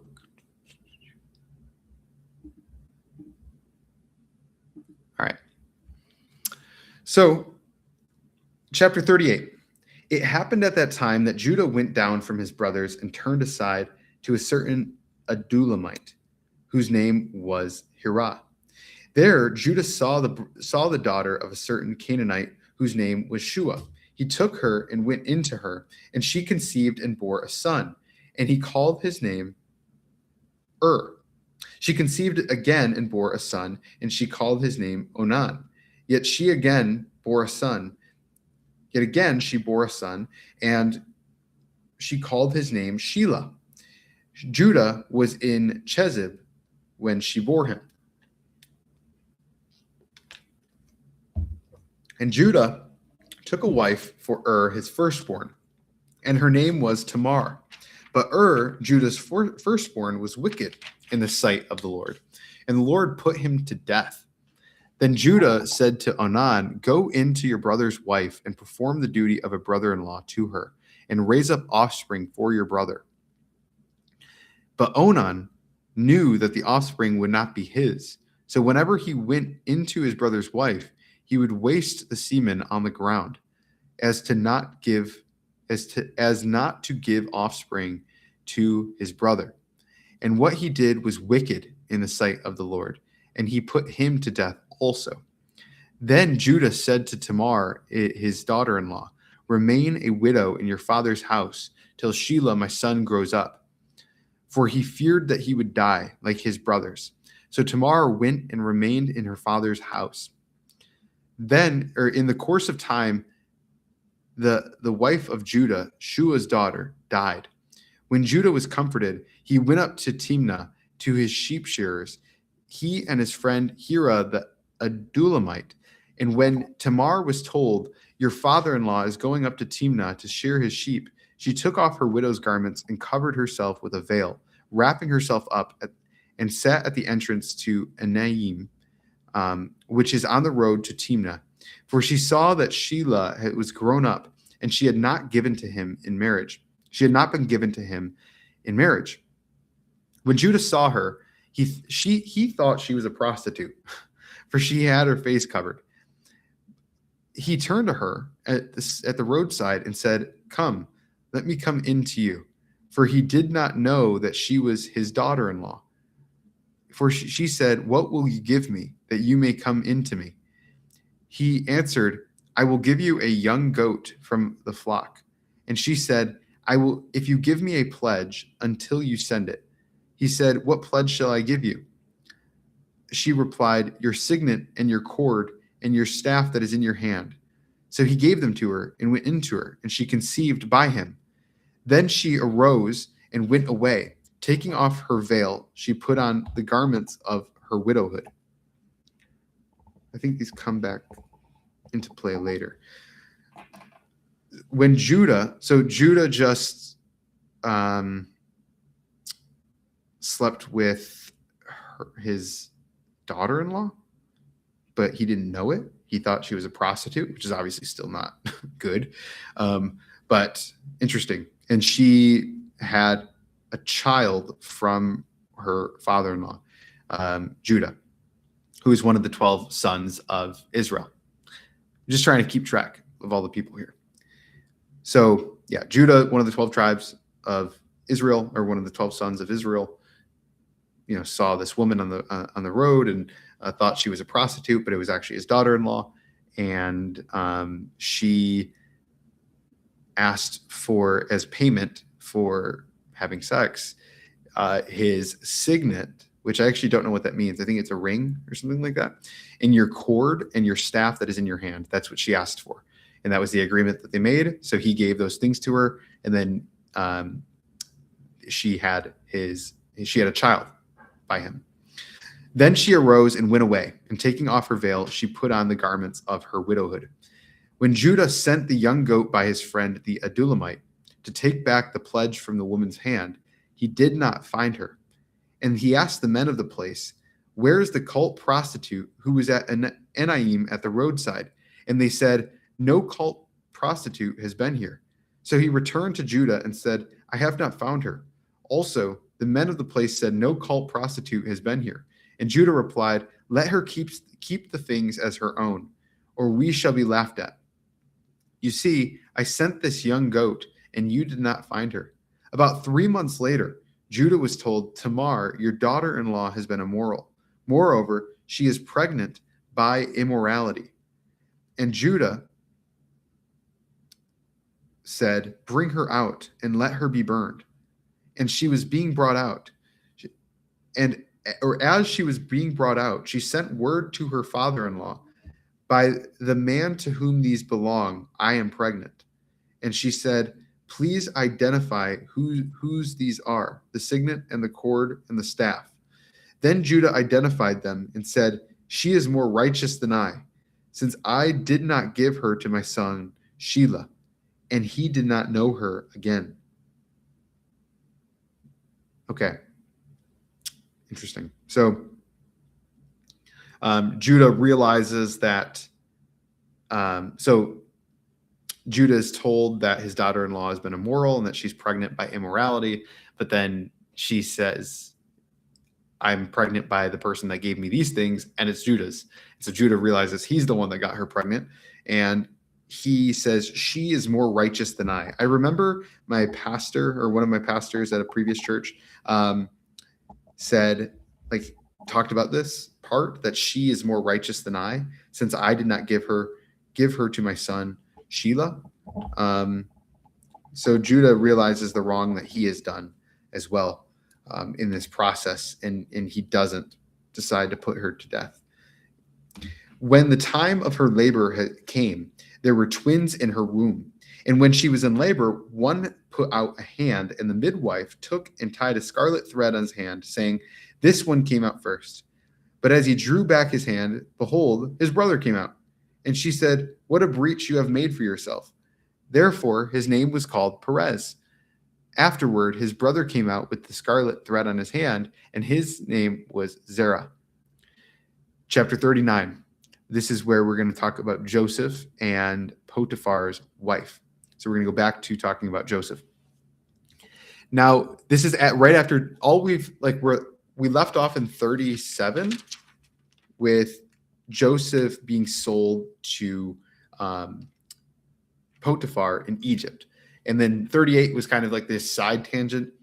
It seems like at the same time, just kind of giving context of something that happened with Judah, one of the other brothers of Joseph, and the affair that he had essentially with Tamar without realizing it. And then now we're going back to focusing on Joseph. So this is a really, really good chapter in chapter 39 for talking about fleeing from sexual immorality, like such a good example. And so I just want that to be mentioned so that you can pay attention to that as I read. Chapter 39. Now Joseph had been brought down to Egypt, and Potiphar, an officer of Pharaoh, the captain of the guard, an Egyptian, had bought him from the Ishmaelites who had brought him down there. The Lord was with Joseph, and he became a successful man, and he was in the house of his Egyptian master. His master saw that the Lord was with him, and that the Lord caused all that he did to succeed in his hands. So Joseph found favor in his sight and attended him, and he made him overseer of his house and put him in charge of all that he had. From the time that he made him overseer of it in his house and over all that he had, the Lord blessed the Egyptian's house for Joseph's sake. The blessing of the Lord was on all that he had, in house and field.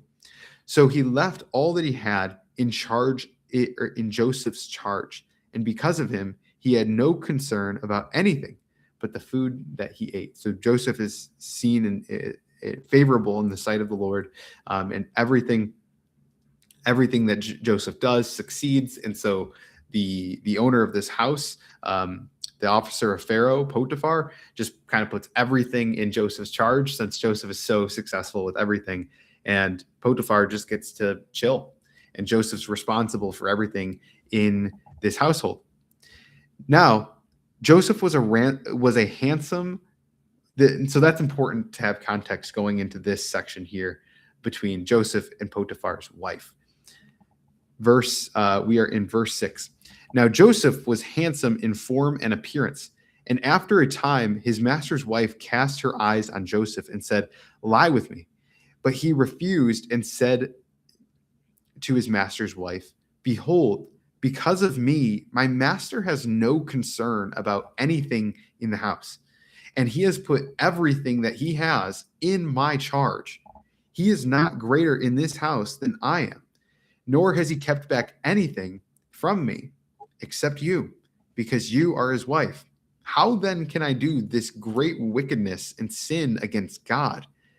And as she spoke to Joseph day after day, he would not listen to her, to lie beside her or to be with her. But one day, when he went into the house to do his work, and none of the men of the house was there in the house, she caught him by his garment, saying, "Lie with me." But he left his garment in her hand and fled and got out of the house. And as soon as she saw that he had left his garment in her hand and fled out of the house, she called to the men of her household and said to them, "See, he has brought among us a Hebrew to laugh at us. He came into me to lie with me, and I cried out with a loud voice. And as soon as he heard that I lifted up my voice and cried out, he left his garment beside me and fled and got out of the house. Then she laid up his garment by her until his master came home. And she told him the same story, saying, 'The Hebrew servant whom you have brought among us came in to me to laugh at me. But as soon as I lifted up my voice and cried, he left his garment beside me and fled out of the house.' As soon as his master heard the words that his wife had spoke to him, 'This is the way your servant treated me,' his anger was kindled. And Joseph's master took him and put him into the prison, the place where the king's prisoners were confined, and he was there in prison. But the Lord was with Joseph and showed him steadfast love and gave him favor in the sight of the keeper of the prison. And the keeper of the prison put Joseph in charge of all the prisoners who were in prison. Whatever was done there, he was the one who did it. The keeper of the prison paid no attention to anything that was in Joseph's charge, because the Lord was with him, and whatever he did, the Lord made it succeed." I absolutely love that chapter 39 of Genesis. It is so good. Especially for me, it's just a great explanation and example of how to handle temptation of lust, or really any sin, to be honest with you, any temptation of the enemy. But lust in particular, because it seems so attractive. This wife is trying to entice him in. And a lot of men in that situation would fold. A lot of men would give in. But he just flees. And she's trying day after day, but he just ignores her and just flees and gets out of there. He doesn't fight. He doesn't try to wrestle with her. And he just leaves and just abandons. And once he does that, you see the true character of this woman, that she turns around and lies and said, "He tried to sleep with me." Right? And then she gets him put in prison for doing that. And he's an innocent man. He's an innocent man. So it goes to show you the facade of really lust, that it seems so attractive from the front, but it's not. It is not. And on the other side of it is wickedness. Inside of that forbidden woman is wickedness, and she will drag you in. So that is just so important to understand there, and see that happen. And what's cool is, even though Joseph is facing worldly persecution, and even though for making the righteous decision, he is being punished by the world, right? In terms of his external circumstances, by being thrown into prison for something he didn't do, the Lord is still with him, and the Lord still blesses him, and the Lord's still taking care of him, even in the prison, right? So like that just goes to show how important it is to serve the Lord and not serve man or the desires of our flesh. I love this chapter. So let's continue and go into chapter 40. We have 11 more chapters, 40 through 50. That's all we have left. Let's do this. I think it's like 10 more pages, something like that. Yeah, just about. Cool. 12 more pages. I appreciate whoever is still with me right here. Let's go into, we are almost 2 hours in. I want to finish these 12 pages within the next hour. Tomorrow I was thinking about doing the entire book of Genesis or entire book of Exodus, but I'm rethinking that. I don't know if I can do it, to be honest with you, unless I take like a 2-hour break in the middle to just go for a super long walk and mentally reset, because this is a lot. This is a lot to read and a lot of names and just a lot of information. So we'll see. I probably will split Exodus up into 2 days as well, just like I did with Genesis, and then some of the shorter books I'll do in one day as I go through this process. All right, let's knock it out. Chapter 40. Joseph interprets 2 prisoners' dreams. Sometime after this, the cupbearer of the king of Egypt and his baker committed an offense against their lord, the king of Egypt. And Pharaoh was angry with his 2 officers, the chief cupbearer and the chief baker. And he put them in custody in the house of the captain of the guard, in the prison where Joseph was confined. The captain of the guard appointed Joseph to be with them, and he attended them. They continued for some time in custody. And one night they both dreamed, the cupbearer and the baker of the king of Egypt, who were confined in the prison with Joseph. Each his own dream, and each dream with its own interpretation. When Joseph came to them in the morning, he saw that they were troubled. So he asked Pharaoh's officers, who were with him in custody in his master's house, "Why are your faces downcast today?" They said to him, "We have had dreams, and there is no one to interpret them." And Joseph said to them, "Do not interpretations belong to God? Please tell them to me." So the chief cupbearer told his dream to Joseph and said to him, "In my dream, there was a vine before me, and on the vine there were 3 branches. As soon as it budded, its blossoms shot forth, and clusters ripened into grapes. Pharaoh's cup was in my hand, and I took the grapes and pressed them into Pharaoh's cup and placed the cup in Pharaoh's hand." Then Joseph said to him, "This is its interpretation. The 3 branches are 3 days. In 3 days, Pharaoh will lift up your head and restore you to your office, and you shall place Pharaoh's cup in his hand as formerly, when you were his cupbearer. Only remember me when it is well with you, and please do me the kindness to mention me to Pharaoh, and so get me out of this house. For I was indeed stolen out of the land of the Hebrews, and here also I have done nothing that they should put me into the pit." When the chief baker saw that the interpretation was favorable, he said to Joseph, "I also had a dream. There were 3 cake baskets on my head, and in the uppermost basket there were all sorts of baked food for Pharaoh, but the birds were eating it out of the basket on my head." And Joseph answered and said, "This is its interpretation. The 3 baskets are 3 days. In 3 days, Pharaoh will lift up your head from you and hang you on a tree, and the birds will eat the flesh from you." That's crazy. On the 3rd day, which was Pharaoh's birthday, he made a feast for all his servants and lifted up the head of the chief cupbearer and the head of the chief baker among his servants. He restored the chief cupbearer to his position, as Joseph said, And he placed the cup in Pharaoh's hand. But he hanged the chief baker, as Joseph had interpreted to them. Yet the chief cupbearer did not remember Joseph, but forgot him. Wow. So I'm on chapter 40. I just finished chapter 40. We're about to move on to chapter 41. So in chapter 40 there, Joseph's in this prison. These two prisoners come in who are also servants of, the Pharaoh, or who are officers of Pharaoh. And one's a cupbearer, one's a baker. Cupbearer's dream is like super cryptic, but Joseph says that this is really good for you and you're gonna do well, and he's gonna restore you to your well-being. And then the other guy, the baker, is like, oh sweet, like here, I also had a dream. What does mine mean? And then Joseph tells him that he's gonna be hanged. So it's actually kind of comical, but it comes to pass.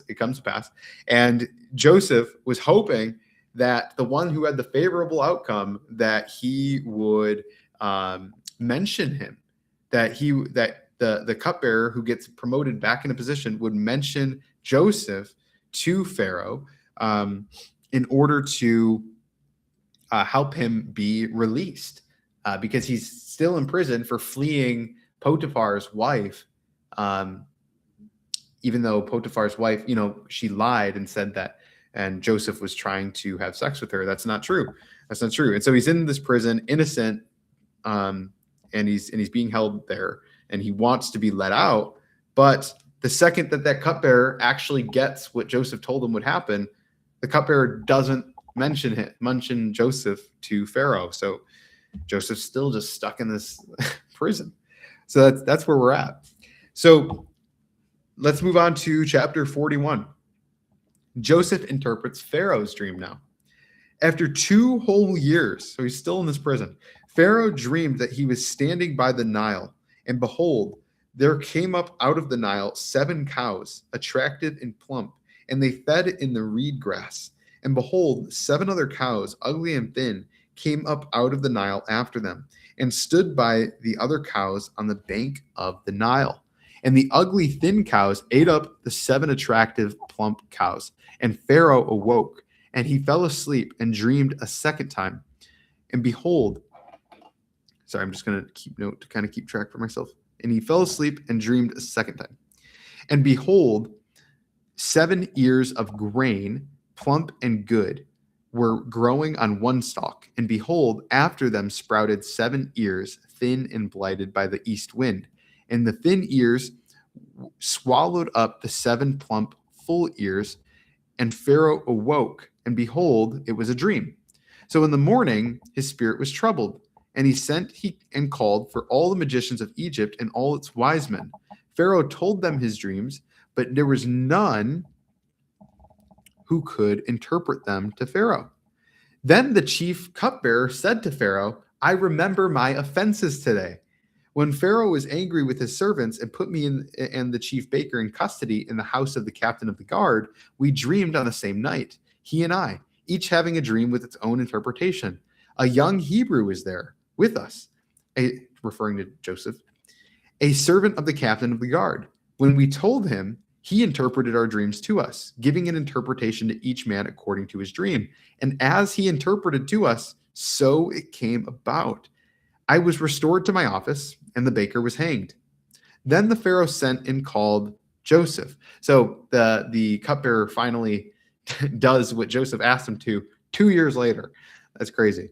Then Pharaoh sent and called Joseph, and they quickly brought him out of the pit.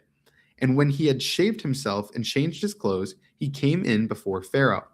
And Pharaoh said to Joseph, I have had a dream, and there is no one who can interpret it. I have heard it said of you that when you hear a dream, you can interpret it. Joseph answered Pharaoh, it is not in me. God will give Pharaoh a favorable answer. Oh, I love that. Yes. Giving the glory to God. Like, that is a clear example of, he's saying it's not me who does it. It's God who gives me the ability to understand, right? It's God who gives you the answer. Then Pharaoh said to Joseph, behold, In my dream, I was standing on the banks of the Nile. 7 cows, plump and attractive, came up out of the Nile and fed in the reed grass. 7 other cows came up after them, poor and very ugly and thin, such as I had never seen in all the land of Egypt. And the thin, ugly cows ate up the first 7 plump cows. But when they had eaten them, no one would have known that they had eaten them, for they were still as ugly as at the beginning. Then I awoke. I also saw in my dream 7 ears growing on one stalk, full and good. 7 ears, withered, thin, and blighted by the east wind, sprouted up after them. And the thin ears swallowed up the 7 good ears. And it was told, and I told it to the magicians, but there was no one who could explain it to me. Then Joseph said to Pharaoh, the dreams of Pharaoh are one. God has revealed to Pharaoh what he is about to do. Interesting. The 7 good cows are 7 years, and the 7 good ears are 7 years. The dreams are one. The 7 lean and ugly cows that came up after them are 7 years, and the 7 empty ears blighted by the east wind are also 7 years of famine. Interesting. So 7 good years, and then 7.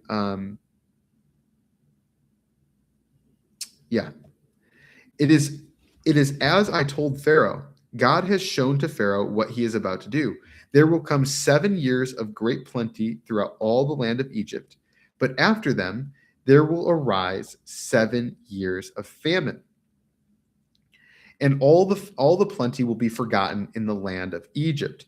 The famine will consume the land, and the plenty will be unknown in the land by reason of the famine that will follow, for it will be very severe. And the doubling of Pharaoh's dream means that the thing is fixed by God, and God will shortly bring it about. Interesting. So he's saying in the doubling of Pharaoh's dream, so the fact that it happens twice means that the thing is fixed by God, and God will shortly bring it about. Interesting. So the fact that he saw it twice is kind of like confirmation in 2 different ways, is like confirmation that God is going to do this. Okay, that makes sense. Now, verse 33. Now, therefore, let Pharaoh select a discerning and wise man and set him over the land of Egypt. Let Pharaoh proceed to appoint overseers over the land and take 1/5 of the produce of the land during the 7 plentiful years. And let them gather all the food of these good years that are coming and store up grain under the authority of Pharaoh for food in the cities, and let them keep it. That food shall be a reserve for the land against the 7 years of famine that are to occur in the land of Egypt, so that the land may not perish through the famine. So this is really important. Joseph is saying there's going to be there's going to be 7 good years, and then there's going to be 7 very severe famine years. And we have to store up 1/5. It would be wise for us to appoint people to store up 1/5 of the produce of the land during the good 7 years. And then, so that way we can keep it for the 7 bad years. Really, really important to do. So this in verse 37 continues on saying, this proposal pleased Pharaoh and all his servants. And Pharaoh said to his servants, can we find a man like this in whom is the Spirit of God? Cool. I think it's one of the first mentions of like the Spirit, and Spirit being capitalized there. I know the Spirit is also in like the first page. It's in the first verses of the Bible, but yeah, this is one of the first times outside of that we're seeing it mentioned. In whom is the Spirit of God? Then Pharaoh said to Joseph, since God has shown you all this, there is none so discerning and wise as you are. You shall be over my house, and all my people shall order themselves as you command. Only as regards the throne will I be greater than you. And Pharaoh said to Joseph, see, I have set you over all the land of Egypt. Then Pharaoh took his signet ring from his hand and put it on Joseph's hand and clothed him in garments of fine linen and put a gold chain about his neck. And he made him ride in his second chariot. And they called out before him, "Bow the knee." Thus he set him over all the land of Egypt. Moreover, Pharaoh said to Joseph, "I am Pharaoh, and without your consent, no one shall lift up hand or foot in all the land of Egypt." And Pharaoh called Joseph's name Zephanath Paneah, and he gave him in marriage Asenath, the daughter of Potipharah, priest of On. So Joseph went out over the land of Egypt. Joseph was 30 years old when he entered the service of Pharaoh, king of Egypt. And Joseph went out from the presence of Pharaoh and went all through the land of Egypt. Wow, so he's only 30 years old, being put in all this power. It's crazy. Or I mean, we've seen examples of even younger than that, but I mean, I can't imagine being put in charge of all of Egypt at 30 years old. And Joseph went out from the presence of Pharaoh and went through all the land of Egypt. During the 7 plentiful years, the earth produced abundantly, and he gathered up all the food of these 7 years, which occurred in the land of Egypt, and he put the food in the cities. He put in every city the food from the fields around it. And Joseph stored up grain in great abundance, like the sand of the sea, until he ceased to measure it, for it could not be measured. Before the year of famine came, 2 sons were born to Joseph.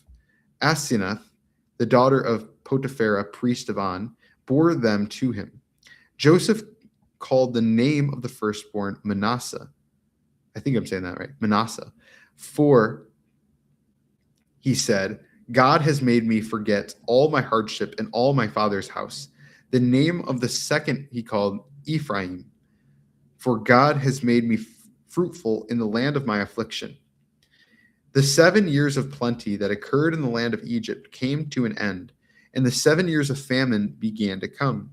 And as Joseph had said, there was famine in all the lands, but in all the land of Egypt there was bread. Okay, got it. So Joseph basically saved Egypt here because this famine occurred everywhere. But Egypt was fine because they had been prepared, because Joseph helped them be prepared. When all the land of Egypt was famished, the people cried out to Pharaoh for bread. Pharaoh said to all the Egyptians, "Go to Joseph. What he says to you, do." When the famine had spread over all the land, Joseph opened all the storehouses and sold to the Egyptians, for the famine was severe in the land of Egypt. Moreover, all the earth came to Egypt to Joseph to buy grain, because the famine was severe over all the earth. Wow, super cool. All the earth came to Egypt to Joseph to buy grain. Now, what's cool is this verse. This is Genesis 41, verse 56 and 57. And what we're seeing here is, they have this grain stored up, and this makes me think there is a proverb that we're going to read way later, many days from now. We're going to get into Proverbs, and there's a proverb about this particular verse. Now that I realize it, where Solomon says, like, he who is willing to sell his grain or whatever is like seen as favorable. I don't know the exact proverb. We'll get to it eventually, but it's just interesting to see that this is that carrying out, that being resourceful, having this in abundance, planning for needs, expecting the needs of the people, and then also being willing to share, being willing to sell when the time comes instead of hoarding for yourself. That's what God wants. This is pleasing to the Lord.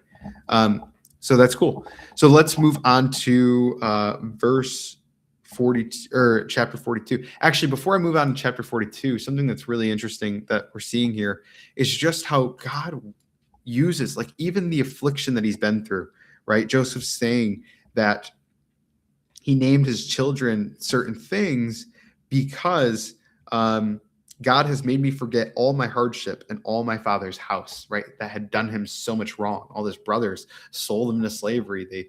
They hated him. They tried to kill him. And then also he says, the name of my second child will be Ephraim, for God has made me fruitful in the land of my affliction, right? So God worked, like we're seeing it play out of God works all things out for good for those who love him, who've been called according to his purpose. I think I'm misquoting that a little bit, but that is, and I have to like cough. I have to like sneeze.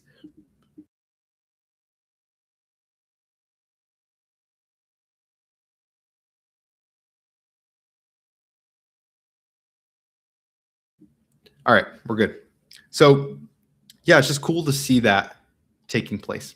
So let's go ahead and move into Genesis 42.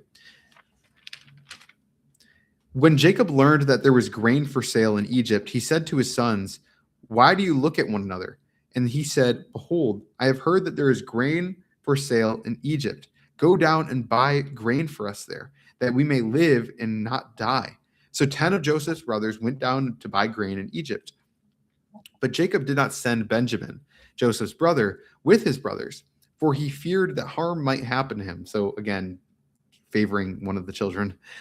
Thus the sons of Israel came to buy among the others who came, for the famine was in the land of Canaan. Now, Joseph was governor over the land. He was the one who sold to all the people of the land. And Joseph's brothers came and bowed themselves before him with their faces to the ground. Joseph saw his brothers and recognized them, but he treated them like strangers and spoke roughly to them. "Where do you come from?" he said. They said, "From the land of Canaan, to buy food." And Joseph recognized his brothers, but they did not recognize him. And Joseph remembered the dreams that he had dreamed of them. And he said to them, "You are spies. You have come to see the nakedness of the land." They said to him, "No, my lord. Your servants have come to buy food. We are all sons of one man. We are honest men. Your servants have never been spies." He said to them, "No, it is the nakedness of the land that you have come to see." And they said, "We, your servants, are 12 brothers, the sons of one man in the land of Canaan.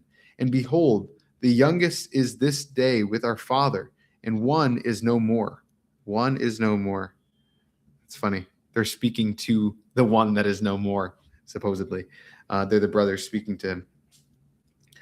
But Joseph said to them, "It is as I said to you, you are spies. By this you shall be tested. By the life of Pharaoh you shall not go from this place unless your youngest brother comes here.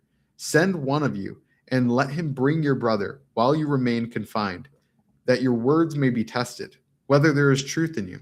Or else, by the life of Pharaoh, surely you are spies." And he put them all together in custody for 3 days. On the third day, Joseph said to them, "Do this and you will live, for I fear God. If you are honest men, let one of your brothers remain confined where you are in custody, and let the rest go and carry grain for the famine of your households, and bring your youngest brother to me. So your words will be verified, and you shall not die." And they did so. Then they said to one another, "In truth, we are guilty concerning our brother, in that we saw the distress of his soul when he begged us and we did not listen. That is why this distress has come upon us." And Reuben answered them, "Did I not tell you not to sin against the boy? But you did not listen. So now there comes a reckoning for his blood." They did not know that Joseph understood them, for there was an interpreter between them. Then he turned away from them and wept. And he returned to them and spoke to them. And he spoke to Simeon from them and bound him before their eyes. And Joseph gave orders to fill their bags with grain, and to replace every man's money in his sack, and to give them provisions for their journey.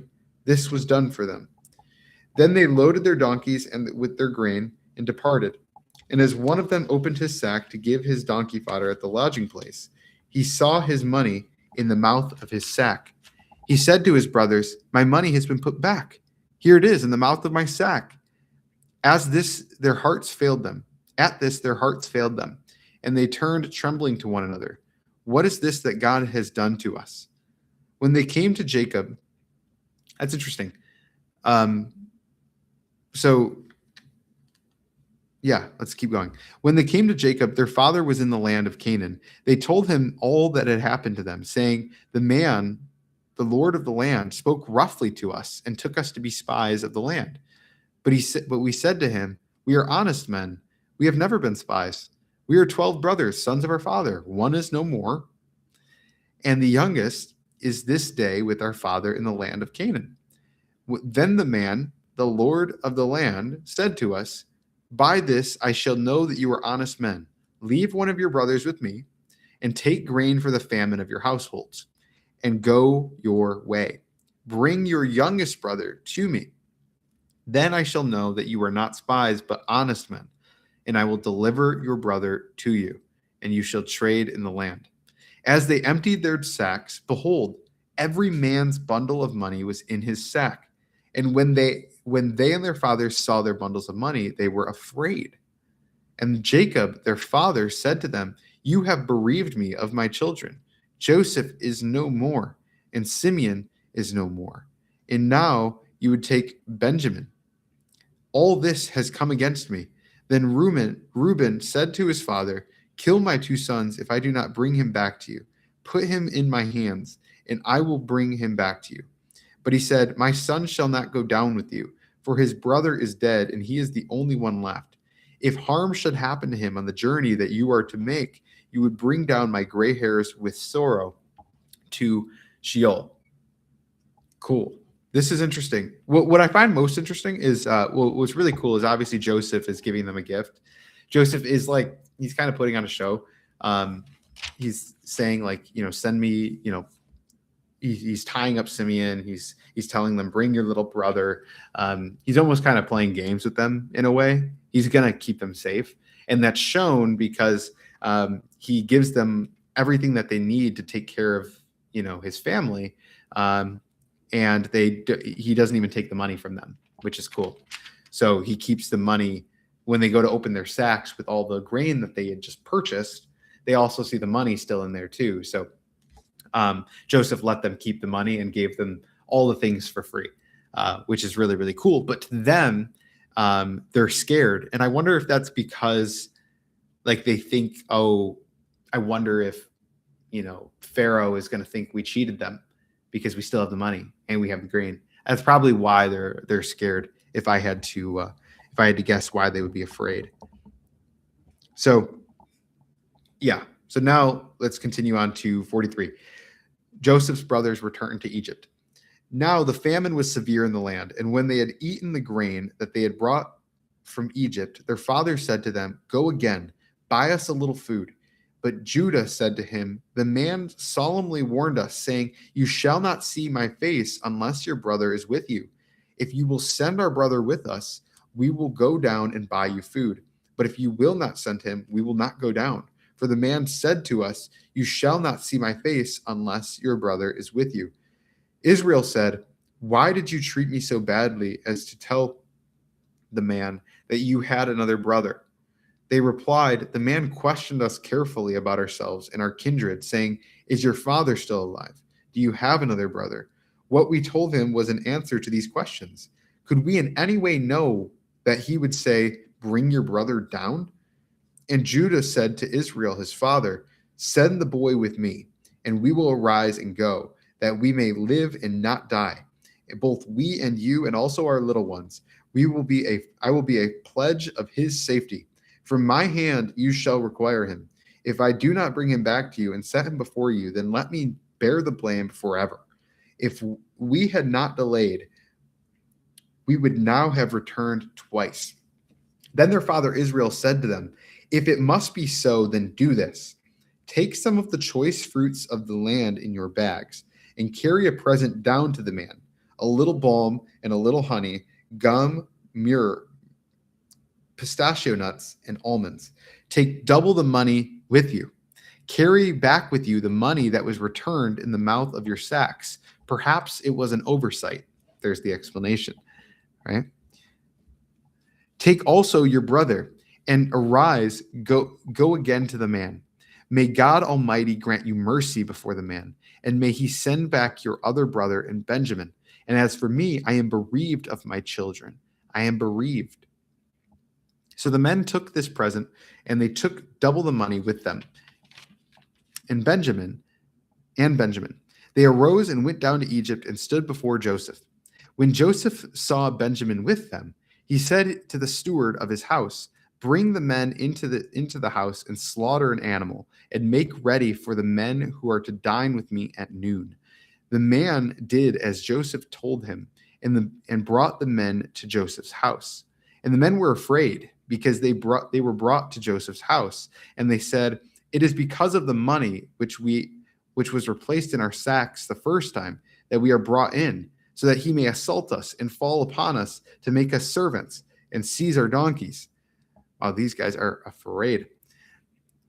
Verse 19.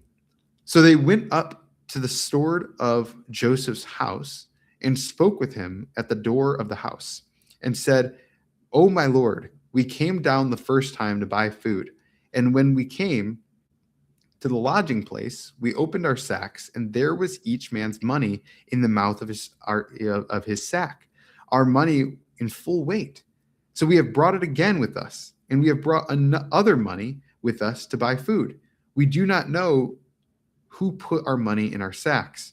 He replied, "Peace to you. Do not be afraid. Your God and the God of your father has put treasure in your sacks for you. I received your money." Wow, interesting. He's saying, like, God did that. I got my payment.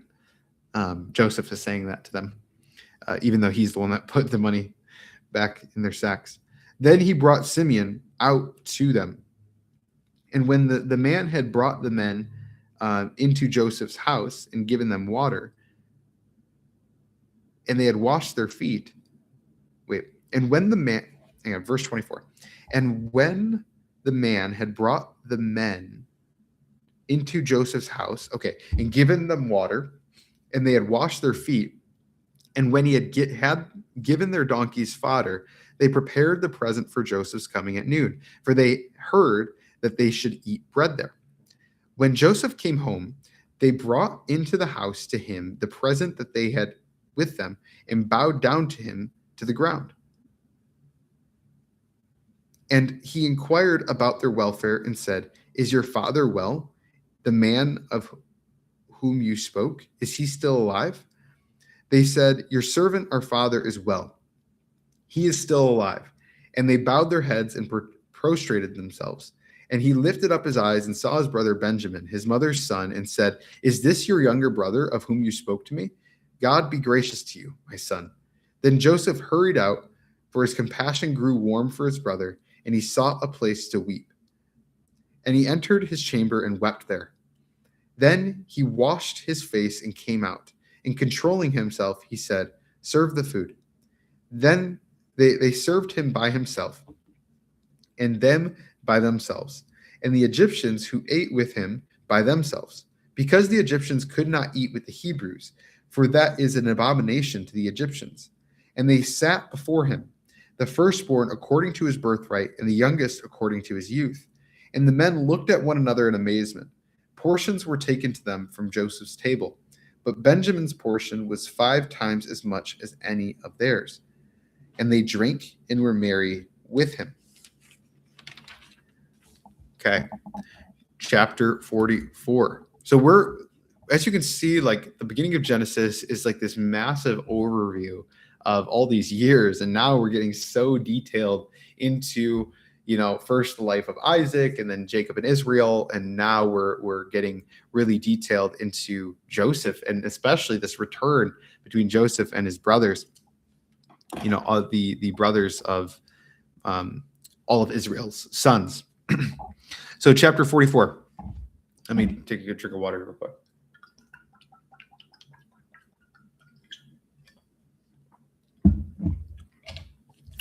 Then he commanded the steward of his house, "Fill the men's sacks with food, as much as they can carry, and put each man's money in the mouth of his sack, and put my cup, the silver cup, in the mouth of the sack of the youngest, and his money for the grain. And he did as Joseph told him. As soon as the morning was light, the men were sent away with their donkeys. They had gone up only a short distance from the city. Now Joseph said to his steward, "Up, follow after the men, and when you overtake them, say to them, 'Why have you repaid evil for good?'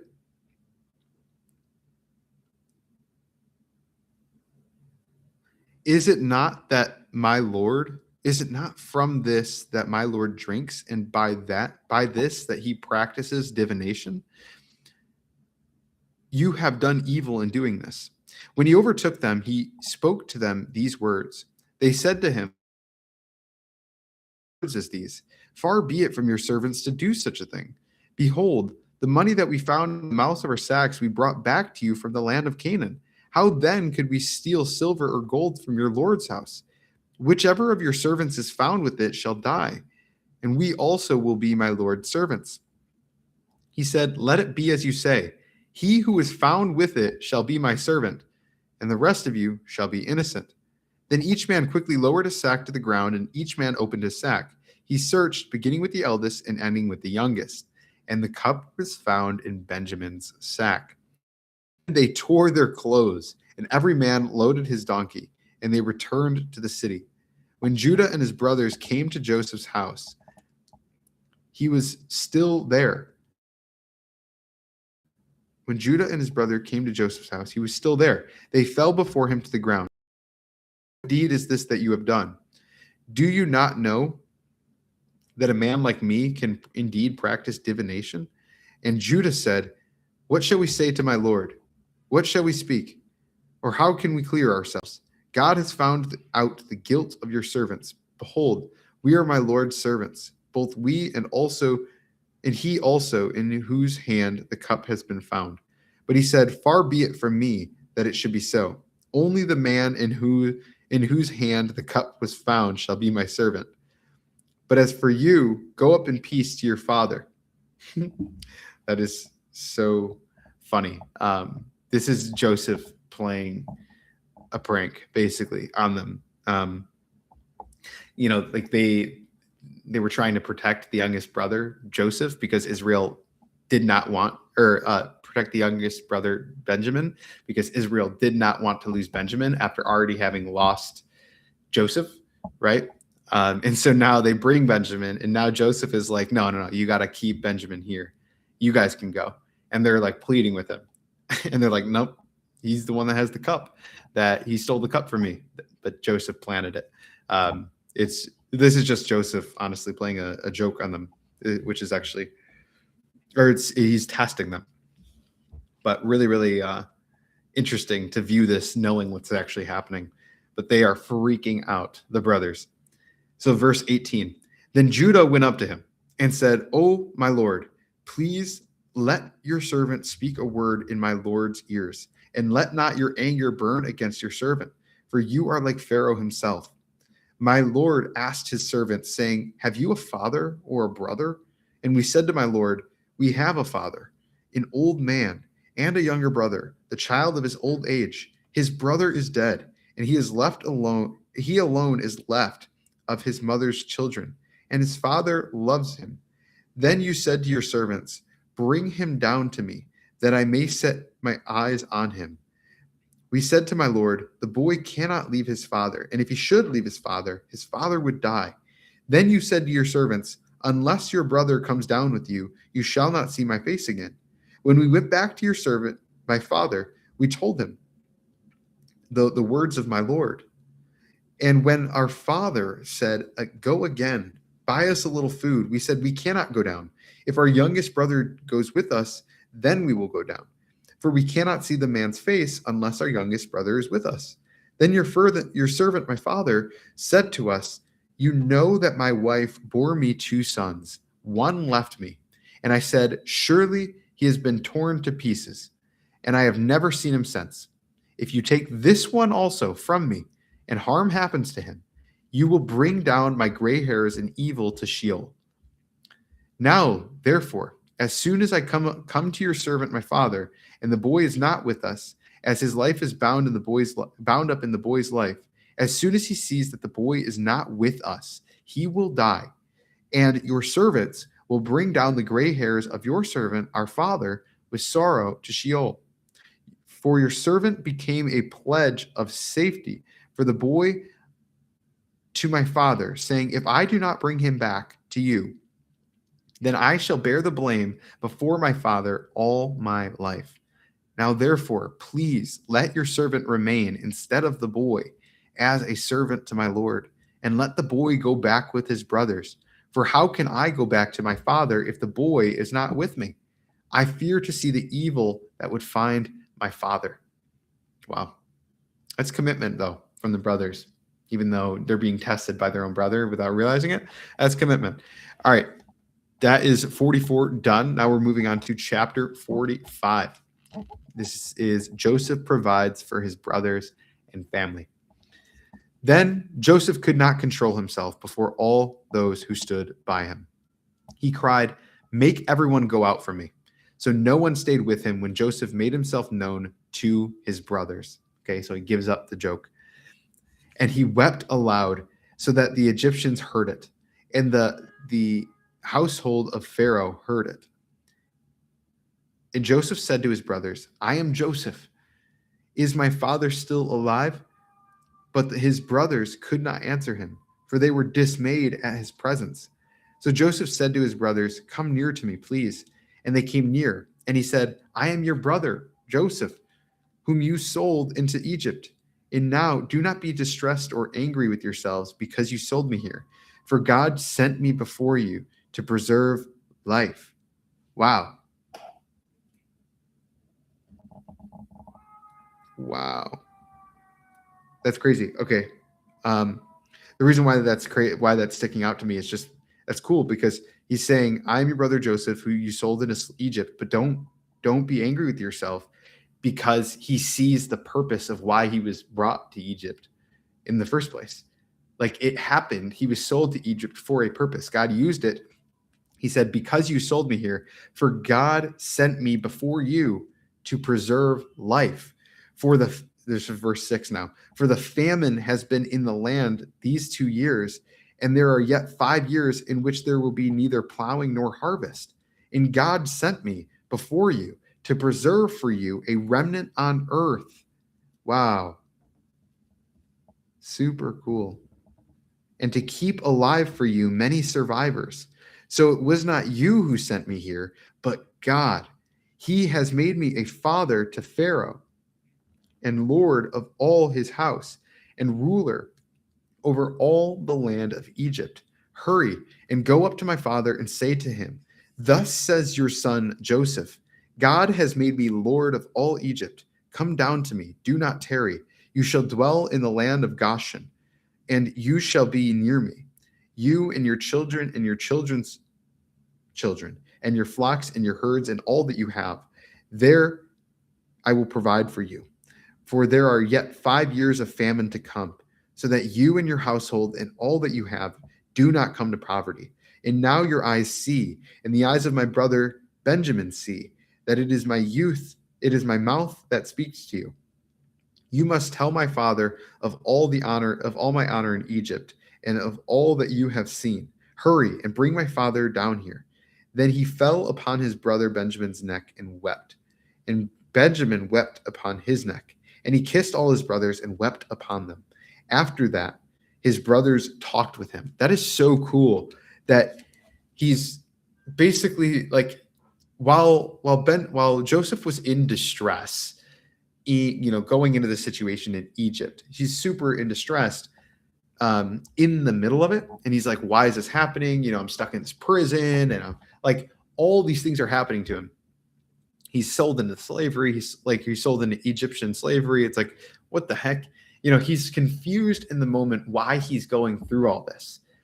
But once he has those dreams, once he sees Pharaoh has those dreams, or, it's all connected, right? He's in this prison. He sees these guys who have these dreams that need to be interpreted. He interprets those correctly, which then leads to him being asked by Pharaoh to interpret Pharaoh's dream, which then leads to him basically saving Egypt and therefore saving the entire world, basically, and saving the lineage of his own people because he was in charge of all this wealth in Egypt and was able to preserve life for his people. And so what's cool is Joseph is able to look back and connect the dots and make sense of why all of this is happening, right? These things didn't happen to him, they happened for him. And they happened for him to serve a purpose. And that's just that. I mean, that just reminds me of right now and just like every part of life. It's you go through these trials and you don't really see why they're happening in the moment, but they are absolutely serving a purpose. And the dots often only connect in reverse. And so it's cool seeing how Joseph is making that same connection and saying, God is the one that made you sell me into slavery so that all of this would happen. And I would be here in this position in Egypt, in power, and saving your life, saving our family. Like that is so cool. So let's continue verse 16. When the report was heard in Pharaoh's house, Joseph's brothers have come. It pleased Pharaoh and his servants. And Pharaoh said to Joseph, say to your brothers, do this, load your beasts and go back to the land of Canaan, and take your father and your households, and come to me, and I will give you the best of the land of Egypt, and you shall eat the fat of the land. And you, Joseph, are commanded to say, do this, take the wagons from the land of Egypt, and for your little ones and for your wives, and bring your father and come. Have no concern for your goods, for the best of all the land of Egypt is yours. The sons of Israel did so. And Joseph gave them wagons according to the command of Pharaoh, and gave them provisions for the journey. To each and all of them he gave a change of clothes, but to Benjamin he gave 300 shekels of silver and 5 changes of clothes. To his father he sent as follows: 10 donkeys loaded with all the good things, or with the good things of Egypt, and 10 female donkeys loaded with grain, bread, and provision for his father on the journey. Then he sent his brothers away, and as they departed, he said to them, do not quarrel on the way. So they went up out of Egypt and came to the land of Canaan to their father Jacob. And they told him, Joseph is still alive, and he is ruler over all the land of Egypt. And his heart became numb, for he did not believe them. But when they told him all the words of Joseph, which he had said to them, and when he saw the wagons that Joseph had sent to carry him, the spirit of their father Jacob revived. And Israel said, it is enough. Joseph, my son, is still alive. I will go and see him before I die. Pretty cool. So let's move on to chapter 46. So Israel took his journey with all that he had. It's interesting, just a side note, it's interesting going back into the Old Testament. Like throughout the Bible, Israel refers to multiple things, right? It refers to, like in this instance, so far in the Bible, it's only referring to Jacob, like Jacob, the son of Isaac and grandson of Abraham. That is Israel. Jacob is Israel. But a little bit later, we start as the sons of Israel become the tribes of Israel, then we start talking about Israel as just the people as God's people. But then also as they enter the promised land, Israel becomes kind of referred to as like the land, the city of people as well. So it's like, it's interesting how it changes from person to people to place. And none of it is really the same as the same Israel we know of today. That is a country.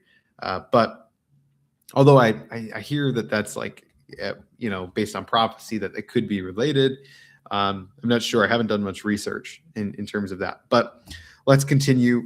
Chapter 46. So Israel took his journey. Jacob took his journey, and with all that he had, and came to Beersheba, and offered sacrifices to the God of his father Isaac.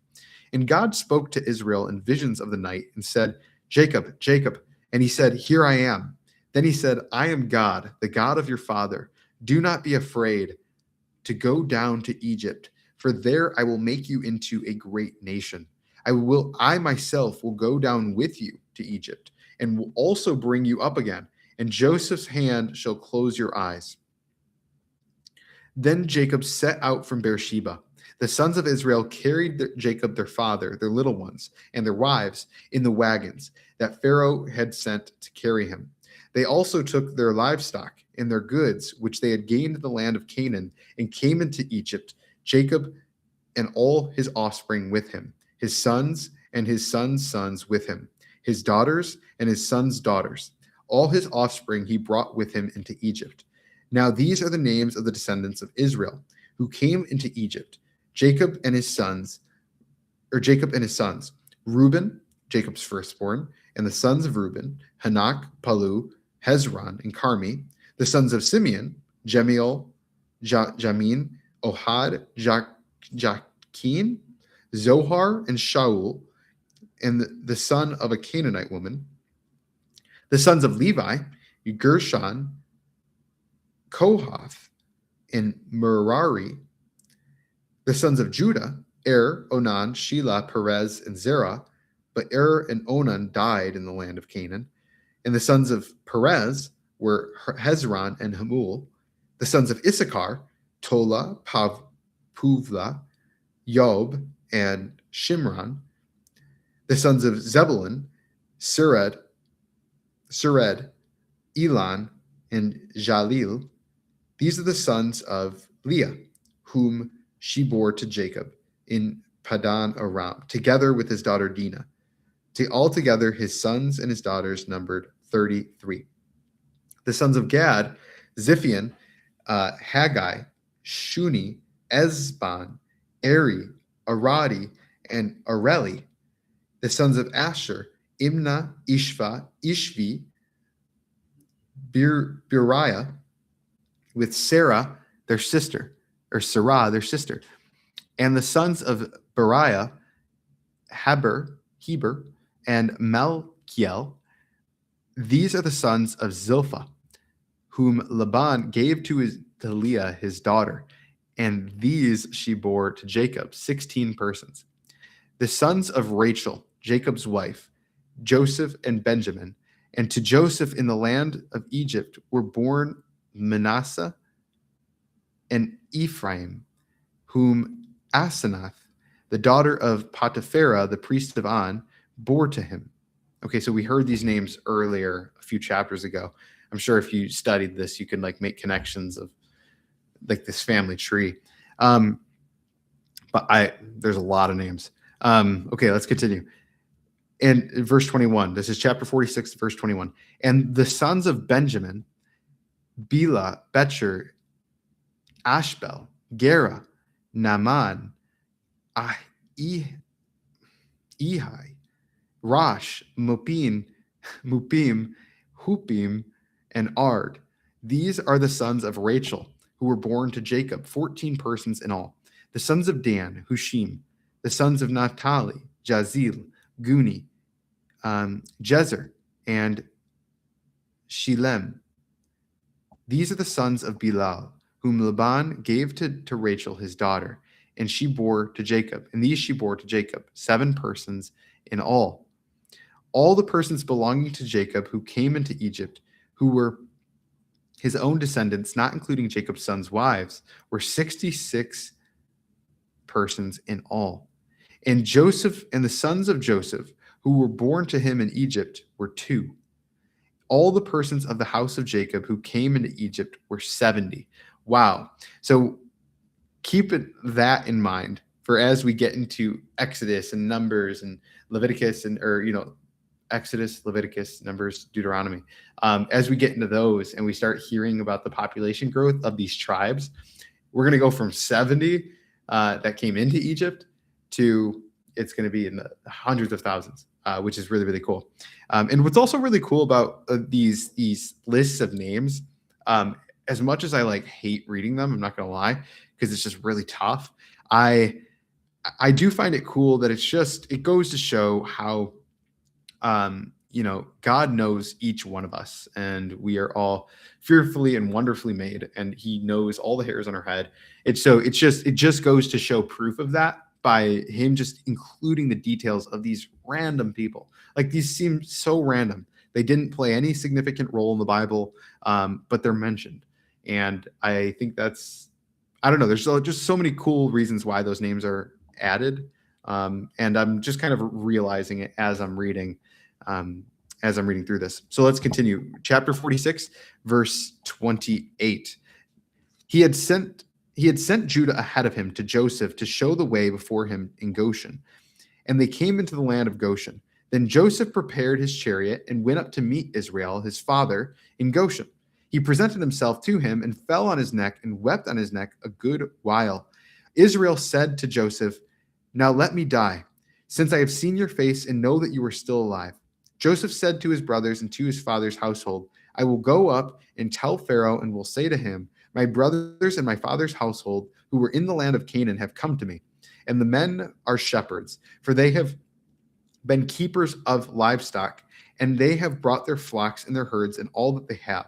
When Pharaoh calls you and says, 'What is your occupation?' you shall say, 'Your servants have been keepers of livestock from our youth, even until now, both we and our fathers, in order that you may dwell in the land of Goshen. For every shepherd is an abomination to the Egyptians.'" Interesting. So you can't say shepherd. They have to say keepers of livestock. Okay. Let's move on to chapter 47. Let's go. 4 more chapters. So Joseph went in and told Pharaoh, "My father and my brothers with their flocks and herds and all that they possess have come from the land of Canaan. They are now in the land of Goshen." And from among his brothers he took 5 men and presented them to Pharaoh. Pharaoh said to his brothers, "What is your occupation?" And they said to Pharaoh, "Your servants are shepherds, as our fathers were." They said to Pharaoh, "We have come to sojourn in the land, for there is no pasture for your servants' flocks, for the famine is severe in the land of Canaan. And now, please let your servants dwell in the land of Goshen." Then Pharaoh said to Joseph, "Your father and your brothers have come to you. The land of Egypt is before you. Settle your father and your brothers in the best of the land. Let them settle in the land of Goshen. And if you know of any able man among them, put them in charge of my livestock." Then Pharaoh brought in Jacob, his father, and stood him before Pharaoh. Then Joseph brought in Jacob, his father. So it's interesting, we see these names of Israel and Jacob just being interchanged left and right here. Then Joseph brought in Jacob, his father, and stood him before Pharaoh. And Jacob blessed Pharaoh. And Pharaoh said to Jacob, How many are the days of the years of your life?" And Jacob said to Pharaoh, "The days of the years of my sojourning are 130 years. Few and evil have been the days of the years of my life, and they have not attained to the days of the years of the life of my fathers in the days of their sojourning." And Jacob blessed Pharaoh and went out from the presence of Pharaoh. Then Joseph settled his father and his brothers and gave them possession of the land in the land of Egypt, in the best of the land, and in the land of Ramses, as Pharaoh had commanded. And Joseph provided his father, his brothers, and all his father's household with food according to the number of their dependents. Now there was no food in all the land, for the famine was very severe, so that the land of Egypt and the land of Canaan languished by reason of the famine. And Joseph gathered up all the money that was found in the land of Egypt and in the land of Canaan in exchange for the grain that they bought. And Joseph brought the money into Pharaoh's house. And when the money was all spent in the land of Egypt and in the land of Canaan, all the Egyptians came to Joseph and said, "Give us food. Why should we die before your eyes? For our money is gone." And Joseph answered, "Give your livestock, and I will give you food in exchange for your livestock, if your money is gone." So they brought their livestock to Joseph, and Joseph gave them food in exchange for their horses, the flocks, the herds, and the donkeys. He supplied them with food in exchange for all their livestock that year. And when that year was ended, they came to him the following year and said to him, "We will not hide from my Lord that our money is all spent. The herds of my livestock are my Lord's. There is nothing left in the sight of our Lord but our bodies and our land. Why should we die before your eyes, both we and our land? Buy us and our land for food, and with our land will be servants to Pharaoh, and give us seed that we may live and not die, and that the land may not be desolate." So Joseph bought all the land of Egypt for Pharaoh. For all the Egyptians sold their fields because the famine was severe on them. The land became Pharaoh's. As for the people, he made servants of them from one end of Egypt to the other. Only the land of the priests he did not buy, for the priests had a fixed allowance from Pharaoh and lived on the allowance that Pharaoh gave them. Therefore, they did not sell their land. Okay, so that is interesting. So this is where, okay, so this is a giant monopoly, essentially. They have control of all of the food because they're the only ones who stored up grain. God gave Joseph this vision to store up this grain, and so now they are the only ones with food. It's becoming worse and worse, and the people are giving away everything that they have in exchange for food, including their land, including their livestock, including themselves as slaves, essentially. Then this is verse 23 of chapter 47. Then Joseph said to the people, "Behold, I have this day bought you and your land for Pharaoh. Now here is seed for you, and you shall sow the land. And at the harvest you shall give a fifth to Pharaoh, and 4/5 shall be your own." So he implements a tax now too. So he owns them and a tax. That's crazy. "And 4/5 shall be your own, as seed for the field, and as food for yourselves and your household, and as food for your little ones." And they said, "You have saved our lives. May it please my Lord, we will be servants to Pharaoh." And what's interesting here is obviously some of this can sound like tough, like, he's basically taken all this from them. But at the same time, this is they're happy about this. They're happy to become servants because Joseph was diligent in following what the Lord was telling him would happen. And he was diligent with making plans to, like, think about this. If Joseph wasn't obedient here, like, Joseph deserves to be rewarded for this by the people. Or I shouldn't even say deserves. It just makes sense that he's rewarded for this because he was obedient when things were good and reserved these things. And now because of that obedience, he has like bread, he has grain for people to survive. And so it makes sense. They're glad. They're so, think about this, like, they're grateful to become servants to him because he had been so wise when things were good, when nobody else had. Nobody else was expecting a famine. So nobody else had stored up grain like he did. So they're just grateful that he stored up grain, and they're like, "Yeah, sure, like, I'll give you everything." So it kind of makes sense. It kind of makes sense, like, if you put yourself in their shoes. "Behold, I have this day bought you and your land for Pharaoh." This is verse 23. "Now here is seed for you, and you shall sow the land. And at the harvest you shall give a fifth to Pharaoh, and 4/5 shall be your own, as seed for the field, and as food for yourselves and your household, and as food for your little ones." And they said, "You have saved our lives. May it please my Lord, we will be servants to Pharaoh." So Joseph made it a statute concerning the land of Egypt, and it stands to this day, that Pharaoh should have the fifth, and the land of the priests alone did not become the priests, or did not become pharaohs. So what's really interesting is, we're reading this. And remember, this is Moses writing to explain basically how they got here.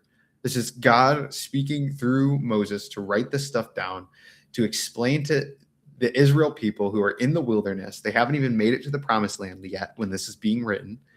And so when he says to this day, that's Moses referring to them being in the wilderness. He's explaining how the heck this all got here, like how everything around them happened. And it's all to encourage them about the promises God has for them. So that's cool. Saying when we get these instances of, and it stands to this day, that's Moses talking about as we're in the wilderness right now. And he's speaking to the Israel people. Verse 27, thus Israel settled in the land of Egypt, in the land of Goshen, and they gained possessions in it and were fruitful and multiplied greatly. And Jacob lived in the land of Egypt 17 years. So the days of Jacob, the years of his life, were 147 years. And when the time drew near that Israel must die, he called his son Joseph and said to him, If now I have found favor in your sight, put your hand under my thigh and promise to deal kindly and truly with me. Do not bury me in Egypt, but let me lie with my fathers. Carry me out of Egypt and bury me in their burying place. He answered, I will do as you have said. And he said, Swear to me. And he swore to him. Then Israel bowed himself upon the head of his bed. That is the end of chapter 47. Let's move into chapter 48. We have 3 more chapters. Let's go. There's the end. 3 more chapters. And 1, 2, 3, 4, 5 more pages roughly of text. Let's do it. After this, this is this is Israel this is Jacob on his deathbed, essentially. The next 3 chapters are Jacob on his deathbed. After this, Joseph was told, Behold, your father is ill. So he took with him his 2 sons, Manasseh and Ephraim, and it was told to Jacob, Your son Joseph has come to you. Then Israel summoned his strength and sat up in bed. Again, Israel, Jacob, same thing, same person. Then Israel summoned his strength and sat up in bed. And Jacob said to Joseph, God Almighty appeared to me at Luz in the hand of Canaan and blessed me and said to me, Behold, I will make you fruitful and multiply you, and I will make of you a company of peoples and will give you this land to your offspring after you for an everlasting possession. And now your 2 sons who were born to you in the land of Egypt before I came to you in Egypt are mine. Ephraim and Manasseh shall be mine, as Reuben and Simeon are. And the children that you fathered after them shall be yours. They shall be called by the name of their brothers in their inheritance. As for me, when I came from Padan, to my sorrow, Rachel died in the land of Canaan on the way, when there was still some distance to go to Ephrath. And I buried her there on the way to Ephrath, that is Bethlehem. When Israel saw Joseph's sons, he said, Who are these? Joseph said to his father, These are my sons, whom God has given me here. And he said, Bring them to me, please, that I may bless them. Now the eyes of Israel were dim with age, so that he could not see. So Joseph brought them near him, and he kissed them and embraced them. And Israel said to Joseph, I never expected to see your face, and behold, God has let me see your offspring also. Then Joseph removed them from his knees, and he bowed himself with his face to the earth. And Joseph took them both, Ephraim in his right hand towards Israel's left hand, and Manasseh in his left hand towards Israel's right hand, and brought them near him. And Israel stretched out his right hand and laid it on the head of Ephraim, who was the younger, and his left hand on the head of Manasseh. I'm probably not pronouncing that right, but crossing his hands, for Manasseh was the firstborn. And he blessed Joseph and said, The God before whom my fathers Abraham and Isaac walked, the God who has been my shepherd all my life long to this day, The angel who has redeemed me from all evil, bless the boys, and in them let my name be carried on, and let the name of my fathers Abraham and Isaac, or in the name of my fathers Abraham and Isaac, and let them grow into a multitude in the midst of the earth. When Joseph saw that his father laid his right hand on the head of Ephraim, it displeased him, and he took his father's hand to move it from Ephraim's head to Manasseh's head. And Joseph said to my father, not this way, my father, since this one is the firstborn. Put your right hand on his head. But his father refused and said, I know, my son, I know. He also shall become a people, and he also shall be great. Nevertheless, his younger brother shall be greater than he, and his offspring shall become a multitude of nations. So he blessed them that day, saying, by you, Israel, will pronounce blessings. By you, Israel will pronounce blessings, saying, God make you as Ephraim and as Manasseh. But thus he put Ephraim before Manasseh. Then Israel said to Joseph, behold, I am about to die, but God will be with you and will bring you again to the land of your fathers. Moreover, I have given to you rather than to your brothers one mountain slope that I took from the hand of the Amorites with my sword and with my bow. Okay, that is chapter 48. Let's keep going to 49. Something that's so funny is like humans trying to get in the way of saying, no, don't do this. Don't bless this kid, bless this kid. It's just interesting seeing humans and us trying to have control, us having to trying to do our will rather than God's will, which is really funny. Chapter 49. Then Jacob called his sons and said, gather yourselves together, that I may tell you what shall happen to you in the days to come. Assemble and listen, O sons of Jacob. Listen to Israel, your father.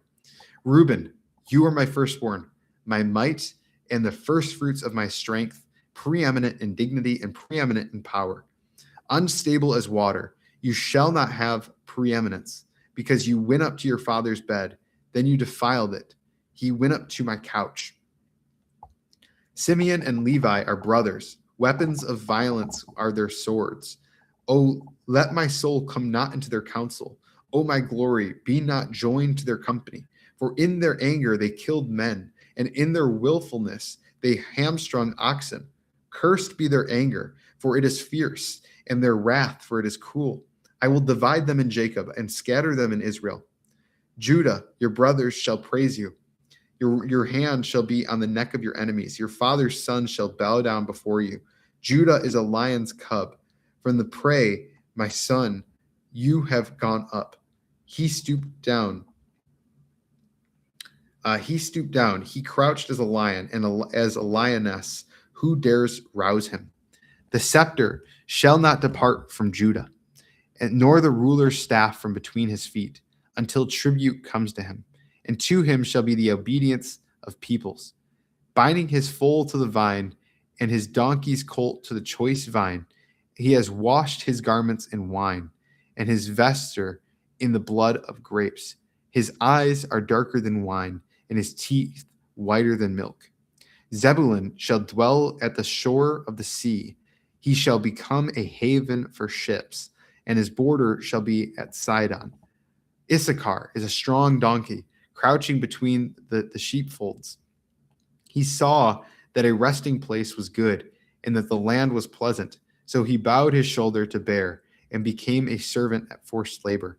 Dan shall judge his people as one of the tribes of Israel.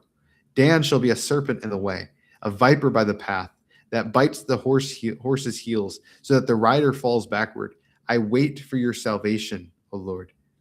Raiders shall raid Gad, but he shall raid at their heels. Asher's food shall be rich, and he shall yield royal delicacies. Now Naphtali is a doe and let loose that bears beautiful fawns. Joseph is a fruitful bow by a spring. His branches run over the wall. The archers bitterly attacked him, shot at him, and harassed him severely, yet at his bow remained unmoved. His arms were made agile by the by the hands of the mighty one of Jacob.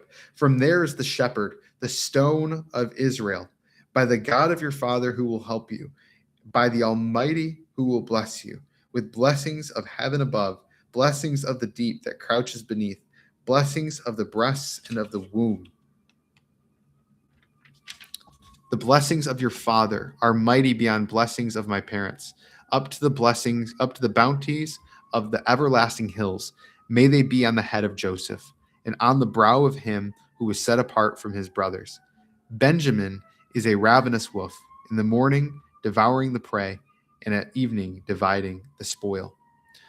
I'm sure there's tons of prophecy in there that I'm not even aware of.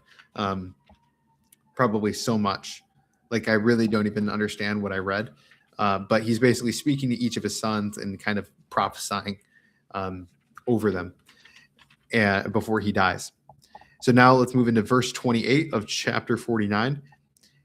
And this is Jacob's death and burial. And this is going to lead us into chapter 50 as well. All these are the 12 tribes of Israel. This is what their father said to them as he blessed them, blessing each with the blessing suitable to him. Then he commanded them and said to them, I am to be gathered to my people. Bury me with my fathers in the cave that is in the field of Ephron the Hittite, in the cave that is in the field at Machpelah, to the east of Mamre, in the land of Canaan, which Abram brought with the field from Ephron the Hittite to possess as a burying place. There they buried Abraham and Sarah, his wife. There they buried Isaac and Rebekah, his wife. And there I laid Leah. The field and the cave that is in it were bought from the Hittites. When Jacob finished commanding his sons, he drew up his feet into the bed and breathed his last and was gathered to his people. Now let's move on to chapter 50, final chapter of Genesis. Let's go. This is all we have left. Boop, all this, and we're done. Okay, let's do it. Chapter 50. Then Joseph fell on his father's face and wept over him and kissed him. And Joseph commanded his servants, the physicians, to embalm his father. So the physicians embalmed Israel. 40 days were required for it, for that is how many are required for embalming. And the Egyptians wept for him 70 days. You're going to see these common themes of 7, 40, 70. These are common, these are repeated a lot. 3, these are repeated a lot in the Bible. I know that 70 or 7 is the sense of completion. It really comes from the beginning of Genesis that we read, where creation took 7 days. It represents things being complete and finished, and 40 has a similar effect in the Bible. Just to make a little note of that. So let's continue. So this is right after Joseph. This is right after Jacob's death, Israel's death, and Joseph is mourning, and all the Egyptians are mourning as well. And we're going to go on to this is chapter 50. This is verse 4. And when the days of weeping for him were past, Joseph spoke to the household of Pharaoh, saying, if now I have found favor in your eyes, please speak in the ears of Pharaoh, saying, my father made me swear, saying, I am about to die.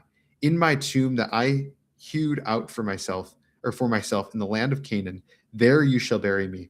Now therefore, let me please go up and bury my father. Then I will return.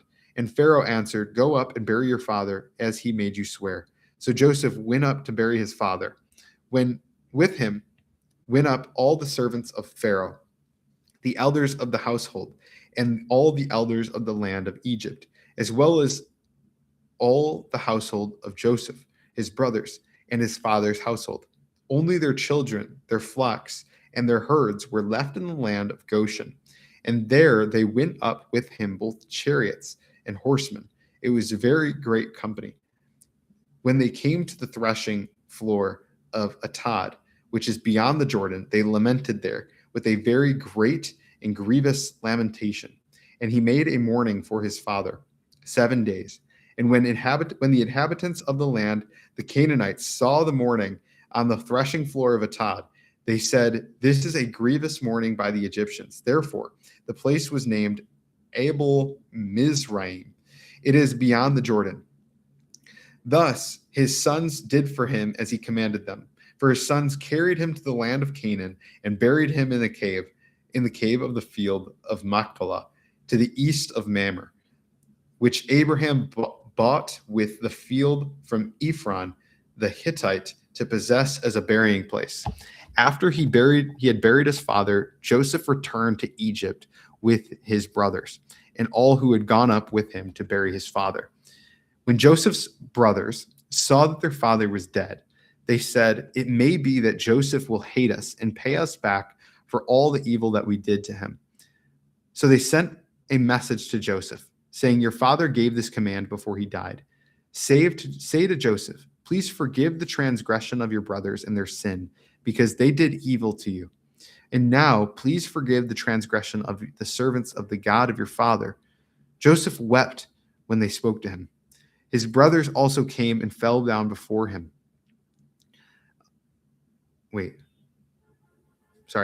But Joseph said to them, "Do not fear."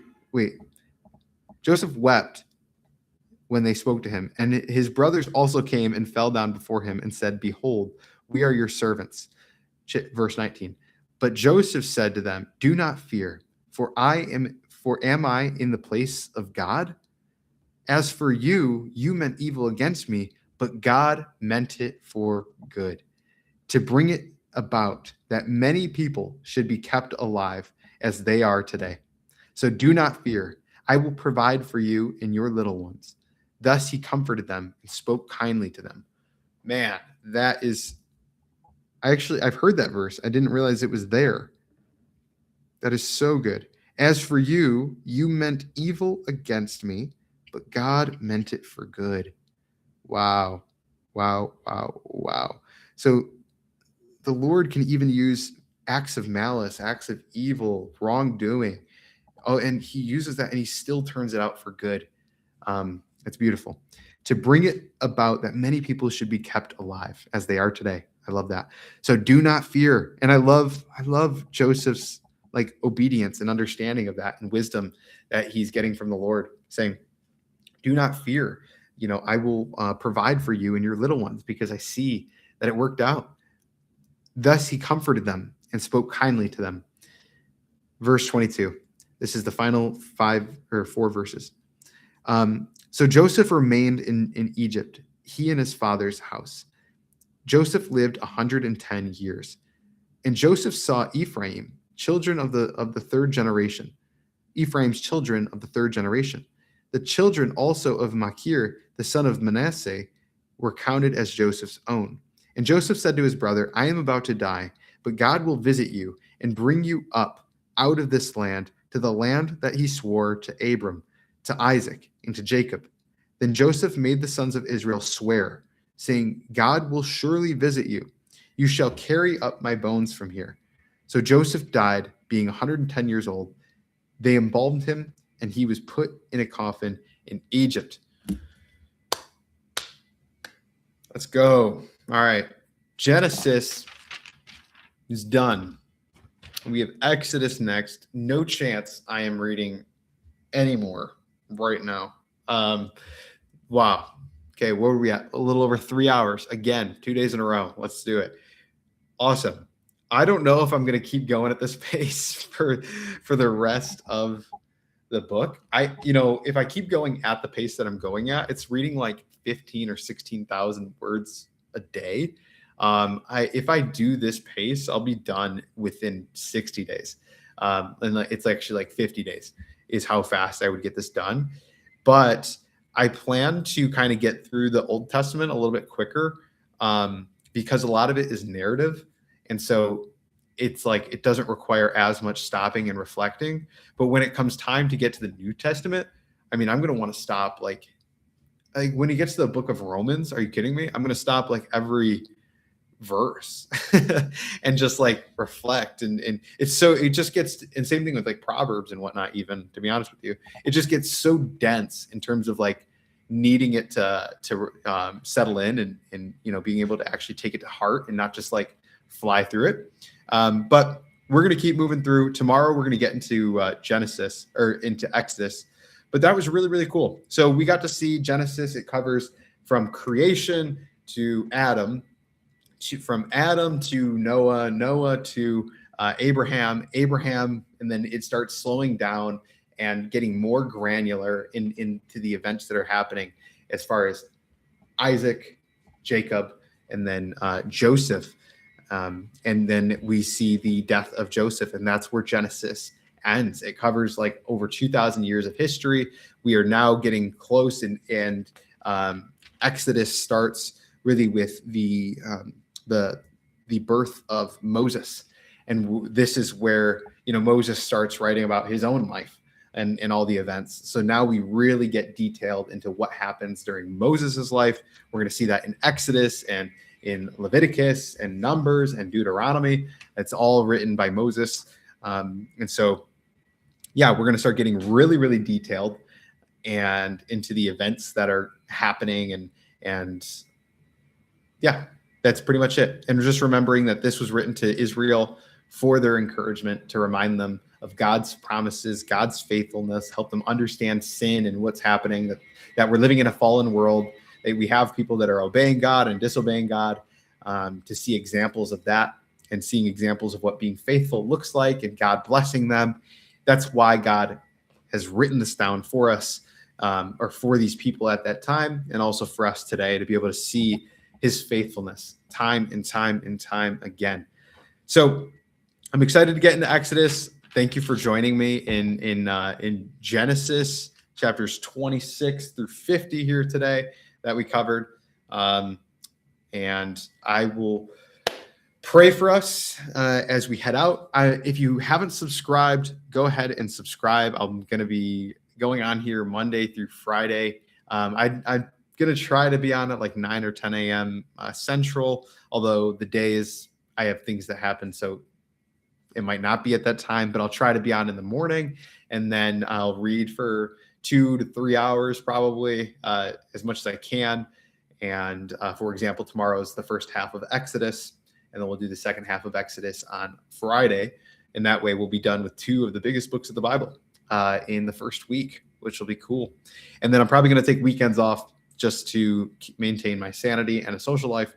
And then we'll pick back up next Monday. So subscribe if you haven't already. I think I have a newsletter as well, link inside the description. I want to start sending out sort of like, I'm going to make recap videos. I'm going to make a recap video later today of Genesis, Lord willing, of Genesis and what we learned and the takeaways and what I'm kind of taking into my life from Genesis. I hope that's a valuable video. That way you don't have to watch 6 hours of me reading it, but still be able to take away the lessons. And hopefully it gives you a new perspective on Genesis as well when you go to read. So I'm going to do that with every book of the Bible as I go through this journey of reading through the whole thing every single day. So, all right, let me go ahead and pray for us and send us on our way. So, Lord, dear Heavenly Father, thank you for giving us your word. Thank you for allowing us to be here today, having technology to be able to reach people around the world, that we are in totally different rooms in different states, different countries. And you have provided a way for us to be connected and rejoicing and sharing over your word right now. How cool is that? Thank you for giving us your word, this written testimony of the work that you've done, the faithfulness that you've had. I pray that you help it settle into our hearts, that these examples serve as how to act and how to not act for in our own lives moving forward. That I pray that you help us see ourselves in this scripture and how we need to be responding to similar situations in our lives, Lord. I pray that you give us wisdom and understanding of your word and help us interpret it correctly, to not be misled, but be guided closer to you and your truth and your glory, Lord. And I pray that day by day we get transformed more into the likeness of you, and to love you more and to love those around us more and more day after day. And in your beautiful name I pray, amen. All right. Thank you all for joining me. I appreciate you. And I'm going to end it here and eat. I'll see you guys tomorrow.